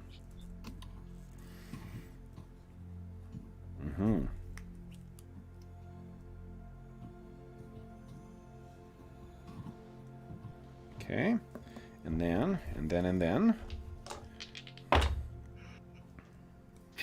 Your strength goes up like by 10 after 18 every time it's above 18? Yes. Yep. So it'd be 1810, 1820, 1830. Right. I can never go up to the above 1850, so. Okay. So is that because you're multi-classed? What? No, because the most you can give me is +6 and my strength is... Oh. I can 15. actually give you 8, actually, because you're a warrior. You get the best of the dice. Oh. So yeah, warriors get a D8. So 8 would be 3 to 18 and 5 left. Yeah, it's still exactly 1850. Okay. So somehow you miscalculated and still came to the correct answer. Yes. That is Well, I correct. thought it was so far away it wasn't even possible, but... I didn't know he could do a D8. Okay. So how did you get to the 1850? That's my question. What? I said I can't get above, like, the sections are 18, then 18, 1 to 50, 18, 51 to 75. And I said I can't get above the 1850 category with his spell. Gotcha. Okay. I'll be giving you grief. So, guys, let's see which one of these. Don't worry, I got it. Kev, that zombie skeleton thing artwork you got way back in the day? Yes. Yeah. So I got new artwork from the same artist. Oh, cool. Yeah, it's a warrior kind of on the outside of a cave, and it says, "The cave you fear to enter holds the treasure you seek." Oh, that's super cool. I have that. I got to get frames. I've been waiting for Amazon to restock black frames. I can get like metal. What do you call it? Gray ones, but I kind of hate the color. Because once I get the black frames, I can order for the maps for like the Tulian map, the Herrenshire map. 2 things I got with Vaesen. I got these massive posters as part of the Kickstarter, and I'm gonna get one for framing my undead, the Draugr, as well too. Because I am not wanting for wall space. I just need to get shit framed again. But that's an awesome illustration too. Do you know the name of the guy or girl? Luke Eidenschink. He's okay. a artist in Arizona, and he does just ink on paper. Cool. With like Frank Frazetta type like styles and iconic. Yeah. Yep. No, it's totally like muscular sword and sorcery kind of dark fantasy stuff. It's very, very cool. Yeah. All right. So guys, you get yourself down to the bottom of the canyon, and the wind is howling even worse down here now that it's caught in the the canyons that are going along here. And this bit as well, like this definitely feels more shaped than the cataclysmic area that you passed through in the Great Rockdale. But it's almost also like being home. You spent so much time in the Patchwork Hills before that it really kind of feels a bit like going home, as it were. The day, while it's tough, you know, and you're trying to get yourself back familiar to moving through these lands again, you're keeping your eyes out. And once you work your way out of the canyon and through some of that thistle, you start winding through the canyons, and you're reminded again of why the Patchwork Hills have their name, because there's that thick heather that seems to cling to all the mountainsides, and the lower you get, the thicker it is. So Druin and Dorman, you're a little grateful to be on these magical steeds, because Calidor, Elanion, and Max are having a hell of a time slogging through this fucking heather as you're making your way along. It's about, let's say about maybe 1 o'clock or 1:30. So it's past noon. You took your break for your midday repast. And you're making your way along. And why don't you guys... Number 2, Calidor. Nice. So, Calidor, you get 6 strength this time. Oh, nice. I'm making sure to cast it. Sure. So during the break, during your lunch, because it takes you 10 minutes to cast it, right? Correct. You're riding along, and why don't you guys give me a D4 roll, please? Somebody. Let's see who spots this. Nice. So, Calidor. How weird. It's not normally when you guys roll, you roll for yourself each time. Yeah, I guess that's only for times. Yeah. Yeah. So I think, Calidor, you're maybe up front. You know, you make your way up and you hit the crest of one of these small ridges, and you look down, and there is a small group of mountain goats that are kind of, you know, munching on the heather, and they don't seem to have spotted you yet. Now, if you guys wish to do any hunting, these are medium-sized creatures, and you guys do seem to have surprised them. Or you can just let them go on their way. What do you guys think? Calidor will turn back to his allies and whisper, fresh meat? We can wait until we reach Indicate the the farm. goats. Okay. Well, Dorman does have the hunting proficiency. That's not how you say it. You say, I have hunting. That's usually when I ask for a history check. So what, as a reminder, what the hunting proficiency does is it doubles the effectiveness of your hunting. Goats are small-sized creatures, so for each hit, I think you take down 2? 1 hit to kill a small-sized creature, 2 to kill a medium, 4 to get a large. You would get, I think it's one ration out of a small creature.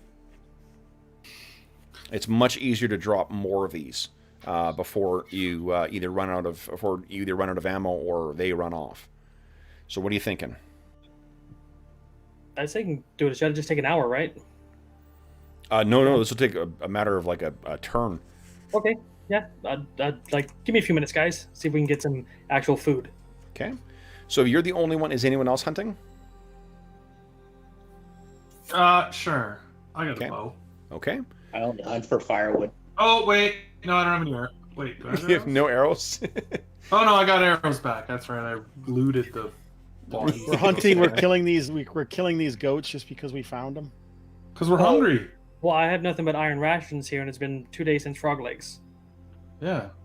I'll like help to hunt eat. as well. Okay. So then Dorman has the hunting. Your stomach is made of rocks. Yeah, Dorman has the hunting proficiency. What does Calidor or Elanion have? Do either of you guys have the hunting proficiency as well? Yes. No. You do. I only Okay. have no. Okay. So then each of you guys give me a D10 roll. You want to roll 2. You want to roll higher than 2, so 3 or higher. Dorman, you fucked it up. Spend an astonishing fortune that we haven't kept track of. I don't think you can spend. No, you can't spend them on hunting checks. Dang it. Darn. Can I still roll if I'm Oh not yes, proficient, you or guys no? can still roll. Just Dorman, unfortunately, drove them off. So did Calidor. That's Shit. amazing. How about Elanion? Come on, at least drop 2 I got of a them. 6. I got a 6. Oh, you got a 6. I'm sorry, I missed that. Okay, so because you have hunting, you managed to drop 2 of these things, But I don't know what it is. It's either Calidor or Dorm. It's probably Dorman because he rolled worse. Dorman, you're so keen to get them that you sort of, you're trying to get a good position to shoot, and you shift, and then all of your spices, rattle, and these things are like, and start, scampering off. Calidor, you take one shot that goes wild, but Elanion just, like a pro, one of them's down, poof, two of them are down. So you did drop 2 goats. In the span of another 10 minutes, you'll be able to clean it. You'll have 1 or 2 rations, because 1 from each goat. Now, you could track these things if you wanted, but that's when you're going to be spending more time, following that than... No, we're good. No, okay. So you got 2 fresh rations, guys. What you could just do, rather than adding it to your sheet, just assume that tonight you can ignore, 2 of you can ignore your requirement for food. Okay, so then you guys finish that stuff. You're sort of finishing cleaning the carcasses, I guess, of the goats, just to get them ready, and that's Elanion and Dorman doing that because of your hunting skills. Druin, would you kindly give me a D10 roll? Spider. Nice. Okay. Spider. Okay. Let me check something. Druin's not surprised. It can't be dogs because we fixed that. Gotta be spiders. Oh, you think so, eh? I hope so. Drummond is always a source of, Isn't this like mountain lion territory? Wasn't that along the New Mire area? The edges? No, I think the hills were mountain lions. Oh. Okay. Let me Cougars, pumas, whatever you want. get ourselves set up here, guys. Actually, hold on. Gnolls and bugbears. Oh, yeah. No, these are super aggressive. Super aggressive. Let's see. All right, folks that are watching, say goodbye to the henchman. The henchman's got 40-something hit points. I think he'll be okay yeah. And he only takes quarter damage from. Yes, who has 3 enlarges, and we have 3 melee fighters. Okay. Let's see here. Give me 1 second here. There we go. Machet place. What do we got here? Was that satisfying? It was really good water. It seems like.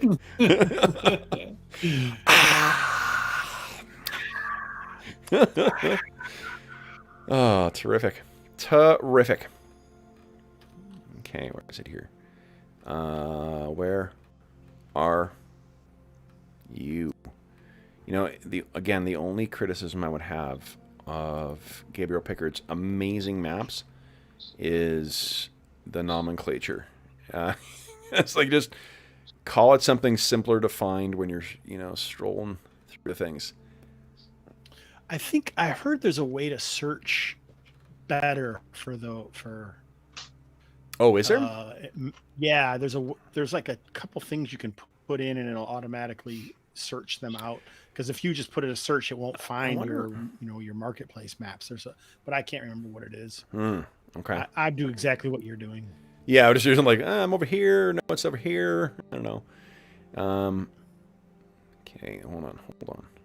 I'm looking for, I think it's this one. Yeah, I've been using Gabriel Pickard maps in my Saltmarsh campaign for a little... They're just gorgeous. Side trip that the players decided to go on. Yeah. Side trip. What level are your PCs in that? 3? Yeah. You're getting 3. right to the sweet spot. Nice. Yeah, and I rolled up some random, world events and stuff like that, and fed them some hooks, and they decided to go on something that's not part of the Saltmarsh campaign. So I'm like, okay. Awesome. Trouble in the Dwarven Mines it is. Yep. I'm a little fond of sandboxing. 72 sessions in, you have may have picked up. That's great. And it's third level and fifth is a really fucking sweet spot too. Mm-hmm. I think that the reason that I had the impression that I did a fifth for such a long time was because we're at low levels, and I just did not care for it at that point. There we go. So let me bring you guys over here. Oh, hold on. I wonder if I've got you guys cut already. Paste. Boom. Look at that. Look at that. Brilliant. Okay, so let me move you guys over here. Someone give me a 3D 10 roll, please. Awesome. Okay. So, let me go to DM. Did I bring you guys over here? Did I? No, I didn't. Watch this. Boom. I feel like how many yards away they are. Okay. Let's see. And then I need... in my library. There we go. Okay. Yes. This is the stuff. This is happening when we're dressing down the goats, right? So our horse is off to the side somewhere. Yep. Your spectral horses. Yes. Okay. Spectral grass. And let's see. So what comes loping over the hill? Oh boy. Loping. Giant ram pissed that we killed the other ones. Yeah, exactly. I am the grandfather of rams. It's like the big brother or the little one you picked on. Hey guys, new hunting target. Okay. It came to us. All right. So what? Hold on. I can cut paste many of these.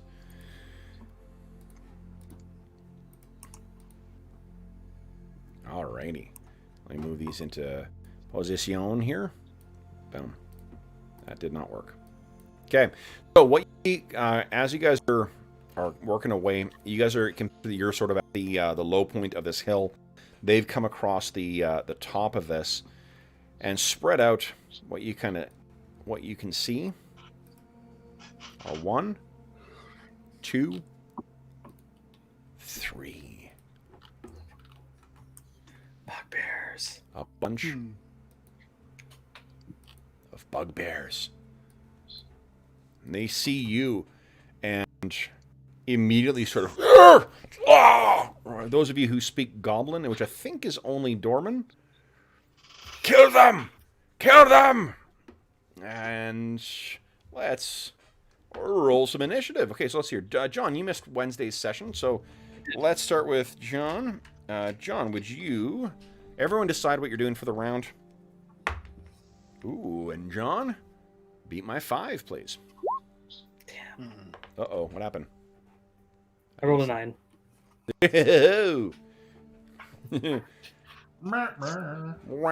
Yeah, okay, so then everyone enter in. I'm acting on a 5. I think I can get into you guys. And, maybe not. Well, I could charge, I guess. Yeah. All right. So then, Lane's on a 12, Dorman's on an 11. Why did I close the book? What's ready my shield? It's 3? readying your shield. Yeah, about a 3. Yeah. Okay. One didn't press. And what's his name? Max is gonna transform into bear form, which will be a 3. So you guys roll a 9. He'll be on a 12. Okay. So then, first up is let's hear half of these things. What do they have on them?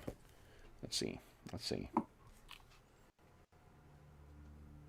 Bugbears carry.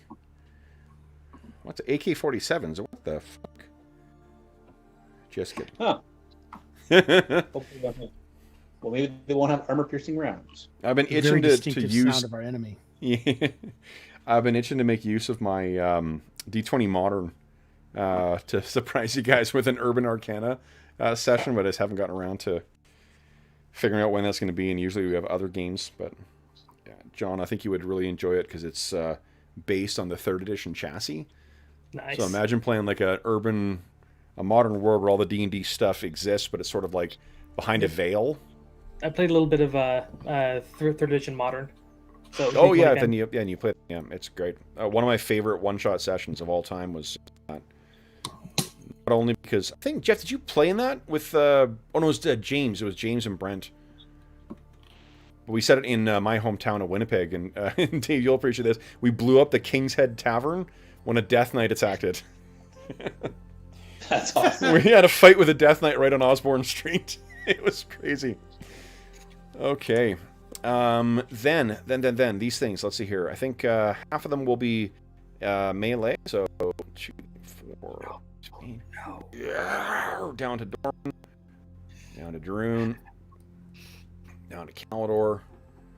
Yeah. Bugbears. I'm pretty sure this falls under. Yes. Okay. Oh, for your AC bonus? Yes. Enjoy it while you can. Okay. And others. Guys, can you check up the weapon speed of a javelin for me as well, too, please? I'll make them my attack rolls first here. Let's see here. Calidor, what is your AC without your shield? Equipment. Where are your Calidor? Just scroll up. It's a 0, isn't it? -1. -1 now? Okay. Oh, no, wait. Hold on. It should be 0, shouldn't it? Because you get the -1 when you're fighting sword and board, don't you? The shield's a 6? Yeah, I got you at -6 for the shield. And I think you're even one better. 4 for weapon speed. 4. Okay, thank you. Well, anyway, I rolled 18. Sorry, that actually misses any... Great. I hit an AC -1. Is that? I think that's good enough, right? Oh, so that works either way. Yeah. Okay. I figured like fuck it. I don't know why I have -1 in my AC shieldless thing. I'm not sure. You take 6 points of damage. DR will apply as this savage hatchet or axe smashes down into you. Dorman, nat 20. Damn it. Sorry.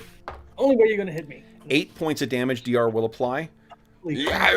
And 6 against Druin. So Druin, you are missed.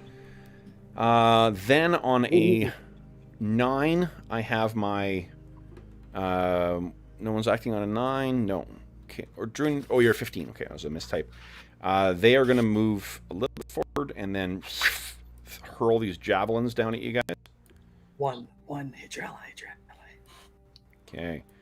We got to Elanion in the back there. We need to keep him. Javelin is speed 4, by the way. Speed 4. Okay, cool. Yeah, so thank you. So we got 2 against Elanion. Elanion, your AC is currently a 6. Is that right? Maybe. I was thinking 4 for some reason, but yeah, let's go with 6. Okay, well, I hit an AC 0 with one of these. You take That's 5. A miss then. 5 points of damage. Thwack. And then against, let's see here, we got 1 against each of you guys. So against Calidor, it's, geez, -1 again. That is 4 points of damage. Full DR will apply. Against Druin, it says 2. So it actually hits an ally. Yeah! One of the bugbears is hit. That's the one right in front of you there, Druin. Nice. You see that coming down, you duck out of the way. The bugbear moves in the way and is hit. And against Dorman, 3 hits an ally too. He's hit as well. So unfortunately, they really should have worked on their teamwork. All right, so then next up is Dorman. Dorman, were you casting a spell? I was not. My short sword is a speed 2. Okay. I'm gonna stab this guy. Please do. Please try. Fin Slayer or Goblin Slayer, and they're Hobgoblin or Bugbear, so. And I don't get a +1 to hit him. Okay. Okay. Knife in gut. 6. That is a miss. Did it charge? That is a miss. Okay. So then I'm gonna. Don't you worry, you're pretty little head about the math. Then I'm gonna move backwards next to the big werebear. Okay, so we get a tax of opportunity on you. Yep. 17. Hits an AC 0. You take 9 points of damage. -1. He does not hit me. What's that? It's a -1 AC. He doesn't hit me. You're at -1 AC? Yep. I have 3 normally, and I get a +4 versus bugbears. You're at 3 normally. Yes. My armor spell is currently. Oh, because your dex. Right. Okay. All right. Then it is Calidor's turn. Oh, you can't move after attacking, can you? Oh, yes, you can. Yes, you can. We changed that. Can. Okay. What? Calidor and Elanion and Maxim. So He's Max just is raising gonna his shield. turns into a giant bear. Calidor gets his shield up, and then what about Elanion? What do you got? Were you casting a spell? Yep. Shit. Okay, so that spell is unfortunately lost as that javelin slams into you. Then it is Druin Axebrother. What are you doing? Were you casting a spell? Druin is summoning the power of Clangadin, and he was not hit. So swirling silver energy summons up over his gauntlet, and he calls down a prayer. Awesome. Every ally within 60 feet now gets a +1 bonus to their attack and damage rolls and saving throws. Holy shit. And every bad guy within 60 feet gets a -1 to their attacks. Oh, nice. 60 feet. Does that put them in? No. Those the guys who are throwing are just out of range. Okay, sounds good. All right. So this power of Clangadin bursts out. I think that is the end of round 1, guys. We're on to round 2. John, we thank you for your service rolling initiative, but we will be looking for assistance elsewhere. Jeffrey, everyone decide what you're doing for your round. And Jeffrey, would you kindly beat my 5 Bugbears?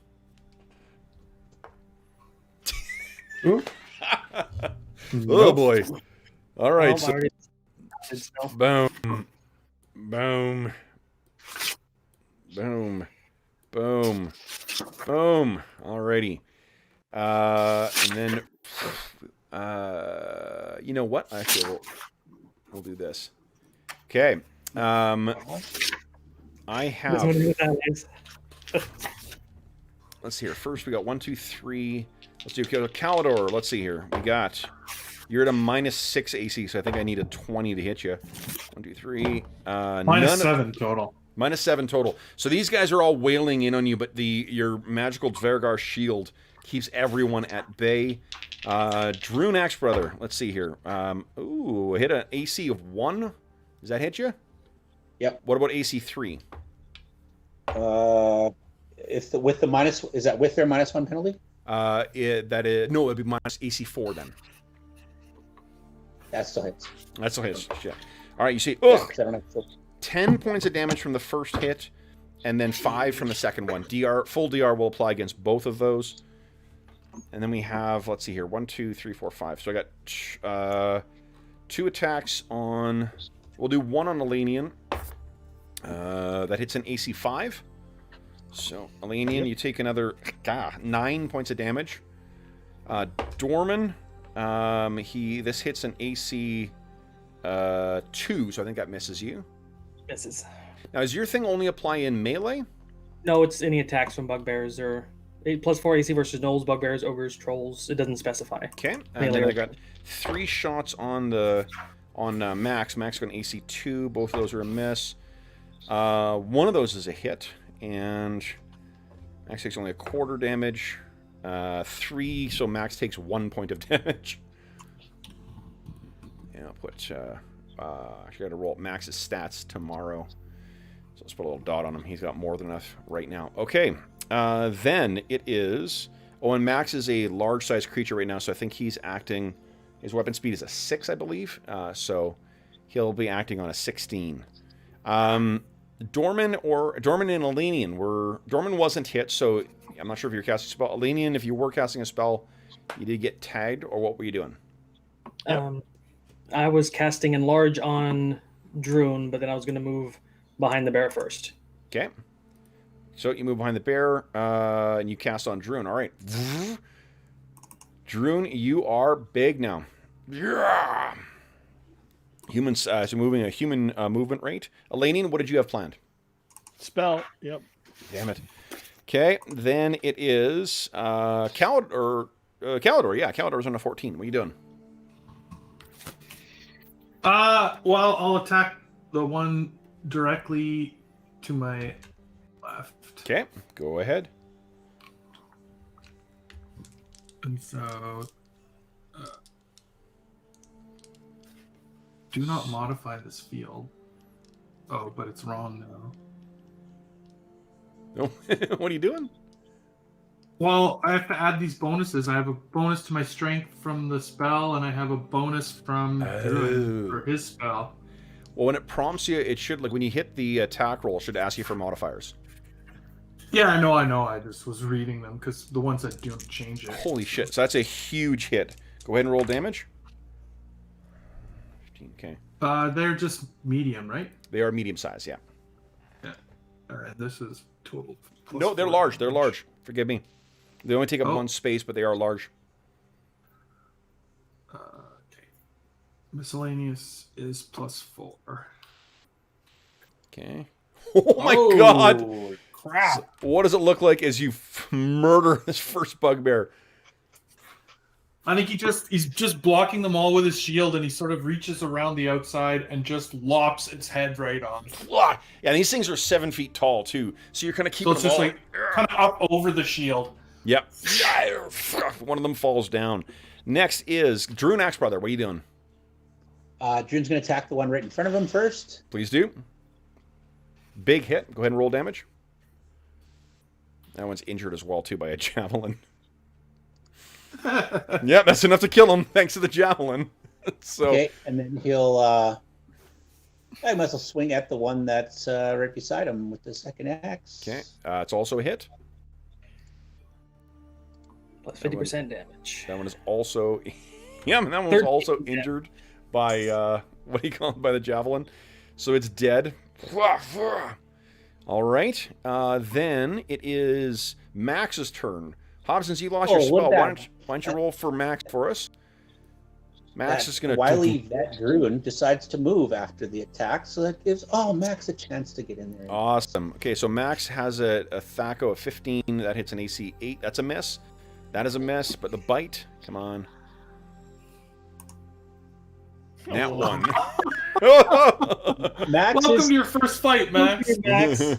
Max is like overexcited, totally over trying. Yep. Okay, so he's battering in. All right, that is let's see here. All of you guys, we have our second attack. So, Caldor and Druin, you have your second attacks. Okay.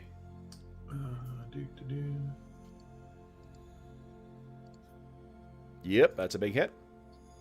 Oh, it's one away from a double dice. Yeah. Yep, both massive hits, guys. Go ahead and roll damage against a large creature. 50% increase. Wow. Oh, still 9 damage. 6. Still 9. Oh yeah, 9 damage. Right. So 9. Let's see what their hit points are. Okay, so one of them is injured there, Caldor. Having seen you lop the head off one of them, I think that they... wrong button. They've decided to adopt more cautious tactics. But Druin, you killed that one outright. Even with the 50%? Oh yeah, well with 50%, you kill it without the 50%. So. Oh, it was a sickly. It was a sickly one. Yeah. It was the one like, don't worry, Joe Bugbear. One last hunt and then you retire. All right, let's go. Oh God, this dwarf killed me. All right, so then it is, what do you call it? He'd already bought a sailboat, says one of them in Goblin. That is, I believe, the end of round 2. So we're on to round 3 then, guys. Druin screams at the ones that have their javelins. Nice. All right, now, Hobbs, it's your turn to take charge of initiative here. Everyone decide what you're doing for the round. And then, Hobbs, would you kindly beat... my Ocho. Oh, nice! Elanion really wants to get a spell off. Let me cast a goddamn spell. Okay, so then I am not acting until a 12 is the earliest. So Elanion is up first. We got on deck here, Elanion. As Elanion casts a spell and the ground ripples between him and one of these guys, you can see the bugbear's eyes notice this furrow of dirt edging towards him, and then all of a sudden Go ahead and roll damage. Is it the injured one you're attacking? Oh, I'm going all the way at the guys throwing. Oh, nice. Okay. Go ahead. Let me roll hit points for these guys. Okay. Oh, wait. Badly injures. Does not quite kill, but badly injures one of them. Oh! And yeah, seeing the thing go up the hill towards them, I think is, well, also the fact that you guys murdered almost half of them. I think I'm going to have to do a morale check in a moment here. Plus, you have a werebear with you. Next up is Dorman Kettleborn. We got on deck here, Dorman. I'm glad that I'm doing this after he did that. So acting out of an abundance of caution, Dorman walks up behind Lenny. He's like, "Hey, you're invisible." Nice. All right, and then it is Calidor. What do you got on deck here, Calidor? I'm gonna try and finish off this one. Okay. Here we go. 2. Oh, yes. That is a big hit. Go ahead and roll damage. Yep, that's enough to kill him. Then Druin Axebrother. What do you got on? You know what happens when Druin gets enlarged? What's He that? charges. He gets to move like a larger person, a human or an elf. Which means this guy here who's closest by himself, I'll take an attack of opportunity. Okay. Charge!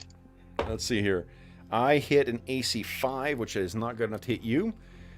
So you go racing up towards this guy. He's pulling another javelin out of his sheath. Go ahead and make your I only attack. hit an AC. I only hit an AC 4. That hits. That still hits him. That's not including prayer. Not including prayer. So AC 3. That is a hit. Go ahead and roll damage. Large size creature. Better hit. +5, 16. Oof. Wowzers. So 16 damage. Let's see if he's got that many hit points. He does not. So you bury this axe, carrying the momentum of your charge into him. And then I turn to these guys and taunt them. Let's make a morale. Oh, hold on. I said he on a 7. You guys will still act. Hobbs, you want to roll for Max? Let's do a paw. Okay, so one of those hits an AC 4, AC 5, and a nat 1. So 2 of the paws hit. That's 1d8 plus 2 for each of them. 2d8 plus 4. Yes, please. 12. 12 points damage. Let's see here. That is more than its hit points. So while he batted up against the defenses of the first one, when you guys sort of cleared them out, like this one tries to see you, Drew, when you run away, and as it looks back, one massive paw, and another one throws him to the ground, where he will never rise again. Just getting his sea legs, Yeah. Okay. Then I need to make a morale check here, because you guys scared the bejesus out of these things.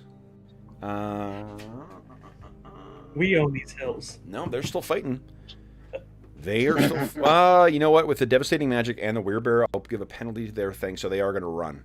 These ones turn and are retreating. They only have their combat move available to them, so they're going to get to about there. And then this one, I didn't fail by that much, so it's going to be a withdrawal. So he just moves back from your counter to about there. And I think it's a non-favored round. That's the end of the round. Guys, you are going to kill these things if you choose to. So how do you wish this to end? You want to kill that guy, or you want to roll? Yeah, let's roll for it. That's fun. You may get away. Let's roll. Yeah. Okay, so let's do this. So then we're on round 4, guys. Favored round here. Hobbs, you are dominating initiative, so would you kindly... As always. Everyone declare what you're doing for the round, and then Hobbs kindly beat my 7. 2. Easy. Uh-oh. Trouble. That's one thing I can do is roll poorly. So it's -2 for charge, right? It's great. The what do you call it? When Brent Can't take that rule out. Brent has, like every group has that one player who just rolls terrible all the time. Brent rolls terrible all the time in everything except for Iron Kingdoms. In Iron Kingdoms, and it's still a high roll game, but it was insane how often he would get crits in that game. Do you remember that, Jeff? When Brent would just... Oh, yeah. Yeah. It was hilarious because he cannot roll to save his life in anything else. No. I mean, through no fault of his own. It's just the way the dice roll goes. Okay, Elanion, I believe, is going to be up first. I think. Yep. Yeah, Elanion's just hanging out. He's not really doing anything. Not really. Okay, so you see them running, and you're trying to recover from that damage from the what do you call it? The previous shot. Then it is Druin is up next. What are you doing, Druin? Charge! Nice. Oh, amazing. Yeah, you're going nowhere. Go ahead, make your attack roll. And to think I considered taking the charge out of the game. Jeez. Go ahead and roll damage. So that's 10 points of damage. Let's see how many hit points. Oh, this guy was injured already by Elanion's magic missile, too. So he is... Yeah, that is more than enough to kill him. He's hobbling away. It's probably why you're able to catch up to him. He's bloodied, calves and legs. Then it is Calidor. What are you doing, Calidor? Yeah. I might as well move. Okay. I'll move to block his path, actually. Okay. I can move 4, right? Absolutely, yep. So I can move here. Okay. Go ahead and make your attack. Attack. That is a hit. Go ahead and roll damage. Let's check his hit points here. Yeah, he's a toughen. That is still a lot of damage, though. So he's not quite dead, but he is, yeah, he is quite badly hurt. Then it is Dorman. What do you got on plan here, Dorman?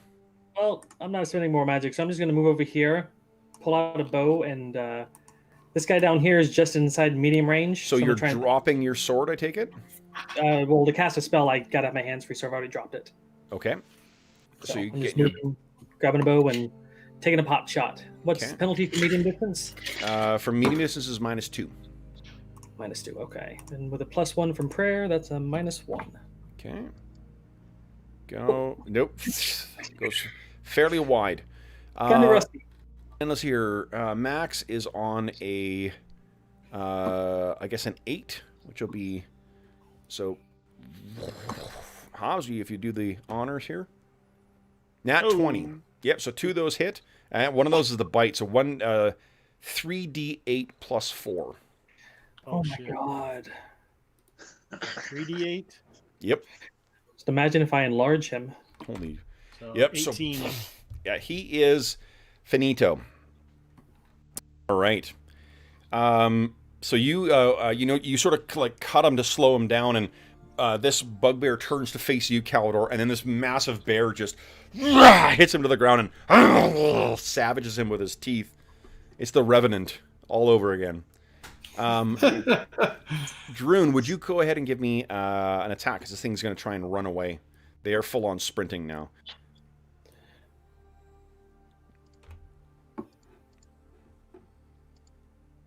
So +1 for bless, but I had a -2.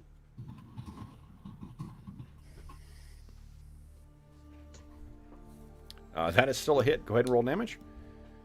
Let's see how many. Okay. Oh yeah. Damage skewered. Yep. So this oversized dwarf, you kill one guy, the other one kind of screams and tries to run away, and you just bury your axe in its head. All right. So that was 5 plus there was. Okay. All right. So then, guys, that is the end of the bugbears. So let's. This is still mid-afternoon. You still have another little bit of time that you can still travel throughout the day, so you will be able to get a little closer to Featherfall. Now, what I was going to talk to you guys about, I was thinking about you guys not searching those orcs, and I kind of like. It's relying on you guys, the player, making an instantial mistake to say that you're going to loot them, whereas in the fiction, your characters would be having like 20 minutes afterwards of getting themselves ready and, you know, recovering arrows and shit like that. They would probably remember. So I'm going to just tell you what you recover from the bodies each time, rather than waiting for you to specifically say the magic words. I just think that's... You loot the bugbear, Kev. Exactly. It just seems kind of silly to either have me right, try to... we'd be cleaning our weapons, yeah, doing all kinds of stuff. Right. Exactly. Who's And hurt? those of you who are rolling for like recovering arrows would be near the bodies, yanking them out, right? So it just seems kind of Looks like silly. everybody took a little bit of wounds, but Elanion got, I think he's at half, right? Where is he? Yeah. Oh, he's right next to me. Where is he? Huh? Yeah, it reminds me of what you were saying before too, Kev, about like the skill Hey, tests Larry. that are designed to just wait for the players to fail or whatever. Yeah, like it doesn't seem. It seems like it's the thing you would automatically do. So I'm not sure there's really a fun quotient by like, you guys forgot, you know? Yeah. Well, I mean, it was Like, kind of fun for you. It sounds like. It really wasn't. It let me lying up at night worrying over the 30 gold you left behind. But how will they go on? What will they do? It's like 15 experience for me, though. Exactly. Hey, bud, you want some healing? If you're passing it out, I could use some, but I think I'll be fine. I'm trying to find the dirt elf. It's right next to me. Well, If he look was when you carefully cast at it. the grass, you can see that it's still bending under his feet. Oh, I'm not a tracker, man. What are you? Well, I am. Oh, there he is. All right. Power clank it in. Heal you. Boom. Cure mod. Go. All right, there we go. Give me 2 seconds. I gotta be right back, guys. You guys chat about what you're gonna do. I drank way too much liquid tonight. I'll be right back. That's Nice. you. Perfect. How's that You- feel? Pretty Good, close? sir. Good, sir. Oh yeah, he's near full now. You could Dormant. spare a cure light, I'd be happy with it. I only got hit for 7. Okay.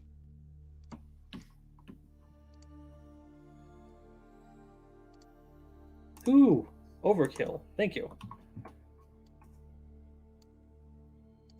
The bear? How much did the bear get hit? 1. 1 point. Oh, He doesn't need healing. you'll get that tonight. Caliber, you're hurt? Yep. What are you down, 10? Well, 8. Oh, let's give you one of these. 5.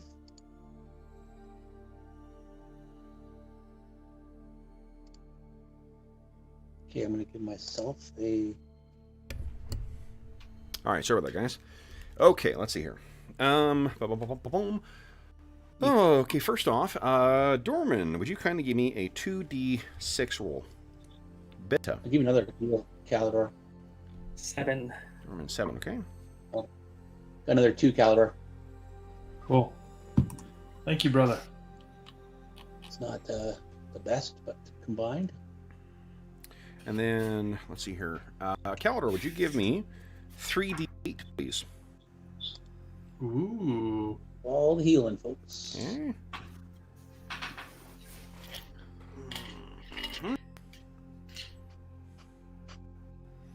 And then, Hobbs, would you give me a 3d6 roll, please? Nice. And, Dave, would you kindly give me a 2d4 roll? Okay. All right. Oh, and then someone give me a percentile roll, please.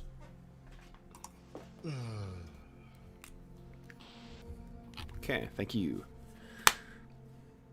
Alrighty, so what you guys find here is, let's see here.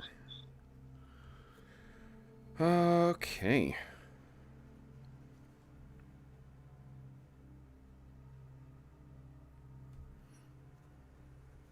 A lot of coin here, guys. My goodness. All right, so. Rich bugbears, they own some beachfront property too, I bet. Yeah, really. All right, so I'll tell you what it is, and then I'll tell you what it's worth in GP. It is highest down to lowest. You find 98 platinum pieces, 42 gold pieces, 84 silver pieces, and 224 copper pieces. So let's see here. Okay, times 5 plus 42 plus 8.4 plus 2.24. 542 GP in total. Okay. Okay. So it's about 135.66 each, guys. 135 GP per character. So 135 GP, 6 silver pieces, and 6 copper pieces per character. Should we give Maxim some spinning stuff? He participated. No, he's doing this for the experience. He's an intern. Okay. So, which means the thieves in the party, you guys are gaining 271 XP for the gold you recovered. Okay. Can you say that again? 231. 271. 271. Oh, 271. Yeah, 271 and this is XP. including the yesterday, or is this including Wednesdays as well? For which? Like you were saying that you're assuming that we've searched the bodies, or is that just going forward? Oh, yeah, just going forward. Okay. The artifact that I rolled up randomly for that orc is going to stay with the rest of my DMing days. You know, it would have made the rest of this campaign so much easier for you guys, but I don't know. Can't lose. And that note about where they're getting the fishy stuff, like, wow, that would exactly. It's a bunch of pictures, it's Polaroids with the main villain in them. Hey, yeah, would have solved it, no problem. Okay. Those of you who are fighters, you defeated 42. That's 42 XP worth, or 42 hit dice worth of adversaries today.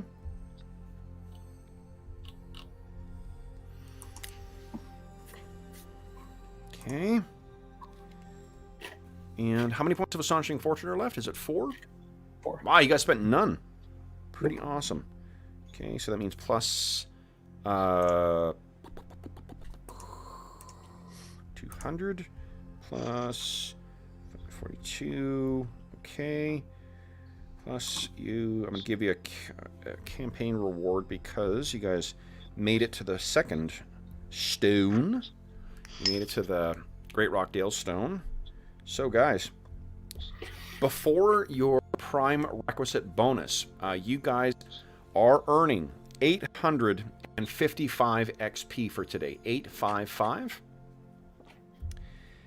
Dave, I am also, because you did such an awesome job of tying in the backstory for your character, I am going to give you a 250 XP bonus.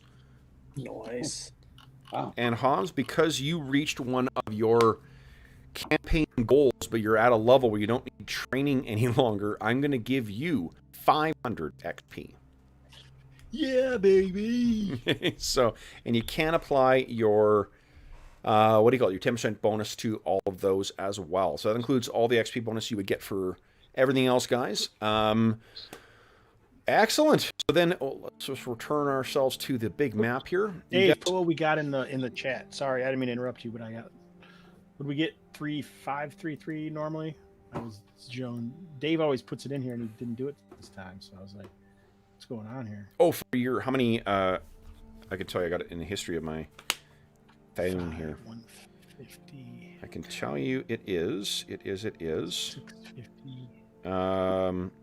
855 is what you got for today. 855. Question: the using climb to get down that cliff, does that count towards thief skills? No, because it wasn't really no. Okay. You weren't sneaking anywhere. You were just, yeah, I don't think so. But I'm trying to think if you use any other. Did you use any other thief skills? I did detect noise. No, because that also really wasn't. Okay. Yeah. That was more just background or scene stuff. There wasn't anything that was at risk there. So, okay. Yeah. That's fine. I think Dorman's at a comfortable level right now, so. He's at which? So you're going to retire? I'm good. I don't need any more XP. I'll wait 3 more out. He's good taking it slow from here. It's a rare player who will handicap himself with XP. That's pretty bold. I have 3 times backstab. I can cast 3rd level spells. I'm doing pretty good. Nice. All right. So then, guys, for those listening at home, thank you so much for Every time I stream. Oh, great. Thanks, Cam. Thank you so much for joining us for session 72. Did Druin ding? No, but he's getting close. On which? On Cleric or an Algar? Yeah, on Algar. He's at 34, 126, and he's 35,500. Oh, man. 35,500. Yeah. Jeez. How close is Calidor? Or is he a ways off? He's still a ways out. He has 58,000 of 64,000 for fighter and 29,400 of 40,000 for thief. Wow. Okay. Yeah. My next benchmark in both classes is 40,000. I need 12,000 total in order to level, so it's going to be a little bit. Jeez. How about Elanion? How close is he to dinging? 1,800. Oh, man. Oh, that's getting close. Yeah, that's like one good haul away. Mm-hmm. All right. Or a couple giants. For those listening at home, then again, thank you so much for joining us for session 72 of our Night Below campaign. We hope you've enjoyed the session. Lots of revelations tonight, too. A lot of putting a big picture together. So that was an interesting thing. And it's cool seeing you guys revisit places that you've been before, too. As is always the case, if any of the folks listening at home have any comments, questions, or concerns regarding the session, the campaign, or the game that we're playing, please don't hesitate to leave a comment in the comment section of the video, and I will endeavor to reply in a timely fashion. I plan to get caught up on comments tomorrow, so if you have commented in the last little while at the time of the recording, then I will be responding promptly. In addition, you can also reach me on Twitter at Dungeon Musings. You can reach me by email. My email address is dungeonmusings@gmail.com, and in the description of this video, you can find a link to the Dungeon Musings Discord server, where we have channels dedicated to all the different campaigns we run on the channel, as well as this game. We have an AD&D 2nd edition, I think it's just called AD&D channel, but also channels dedicated to a bunch of other cool stuff, including finding a group for getting information about virtual tabletops. There's convention chat as well too, so there's great information that's continually posted, and especially nowadays when like most campaign or most conventions are going digital only, lots of opportunities to find great chances to play short one-shots with some cool people online as well. I know that Hobbs, you posted one about the 24-hour con coming up. And 24. Yeah, so if you are looking, either you got some free time to join some other stuff, or if you're looking to find some people to play with, we got a couple ways on the channel for you to, or on the Discord server for you to do that, so you are more than welcome to join us there. In addition, if you enjoyed the session and you have not joined or have not subscribed to the channel yet, I'd encourage you to consider clicking on subscribe on the bottom down there, and clicking the bell icon to be notified when we go live as well. We also post the schedule for the upcoming week on the Dungeon Musings YouTube channel's community tab, and on the Dungeon Musings Discord server, and on Twitter. So you got lots of ways of keeping track of what we've got coming up. And last but certainly not least, I want to give a big thank you to the players. So John, Jeff, Hobbs, and Dave, this has been the first time we played Night Below on a Friday in quite some time, and I fucking love how much we get done on a Friday night session. So thank you so much for joining me tonight, guys. Yes, that was fun. You're welcome. Awesome. Like the single pistol shooter, big shooter pie. So once again, for those listening at home, thank you so much for joining us. If you are listening to this during the current crisis, which seems to be going on and on and on, we do hope that we've given you, first off, we hope this finds you healthy, safe, and weathering the current crisis as well as can be expected. We hope that we've given you a couple of hours to turn your minds off of the troubles of the world and to think of the troubles our heroes continually get themselves into. And until we see you again, happy gaming.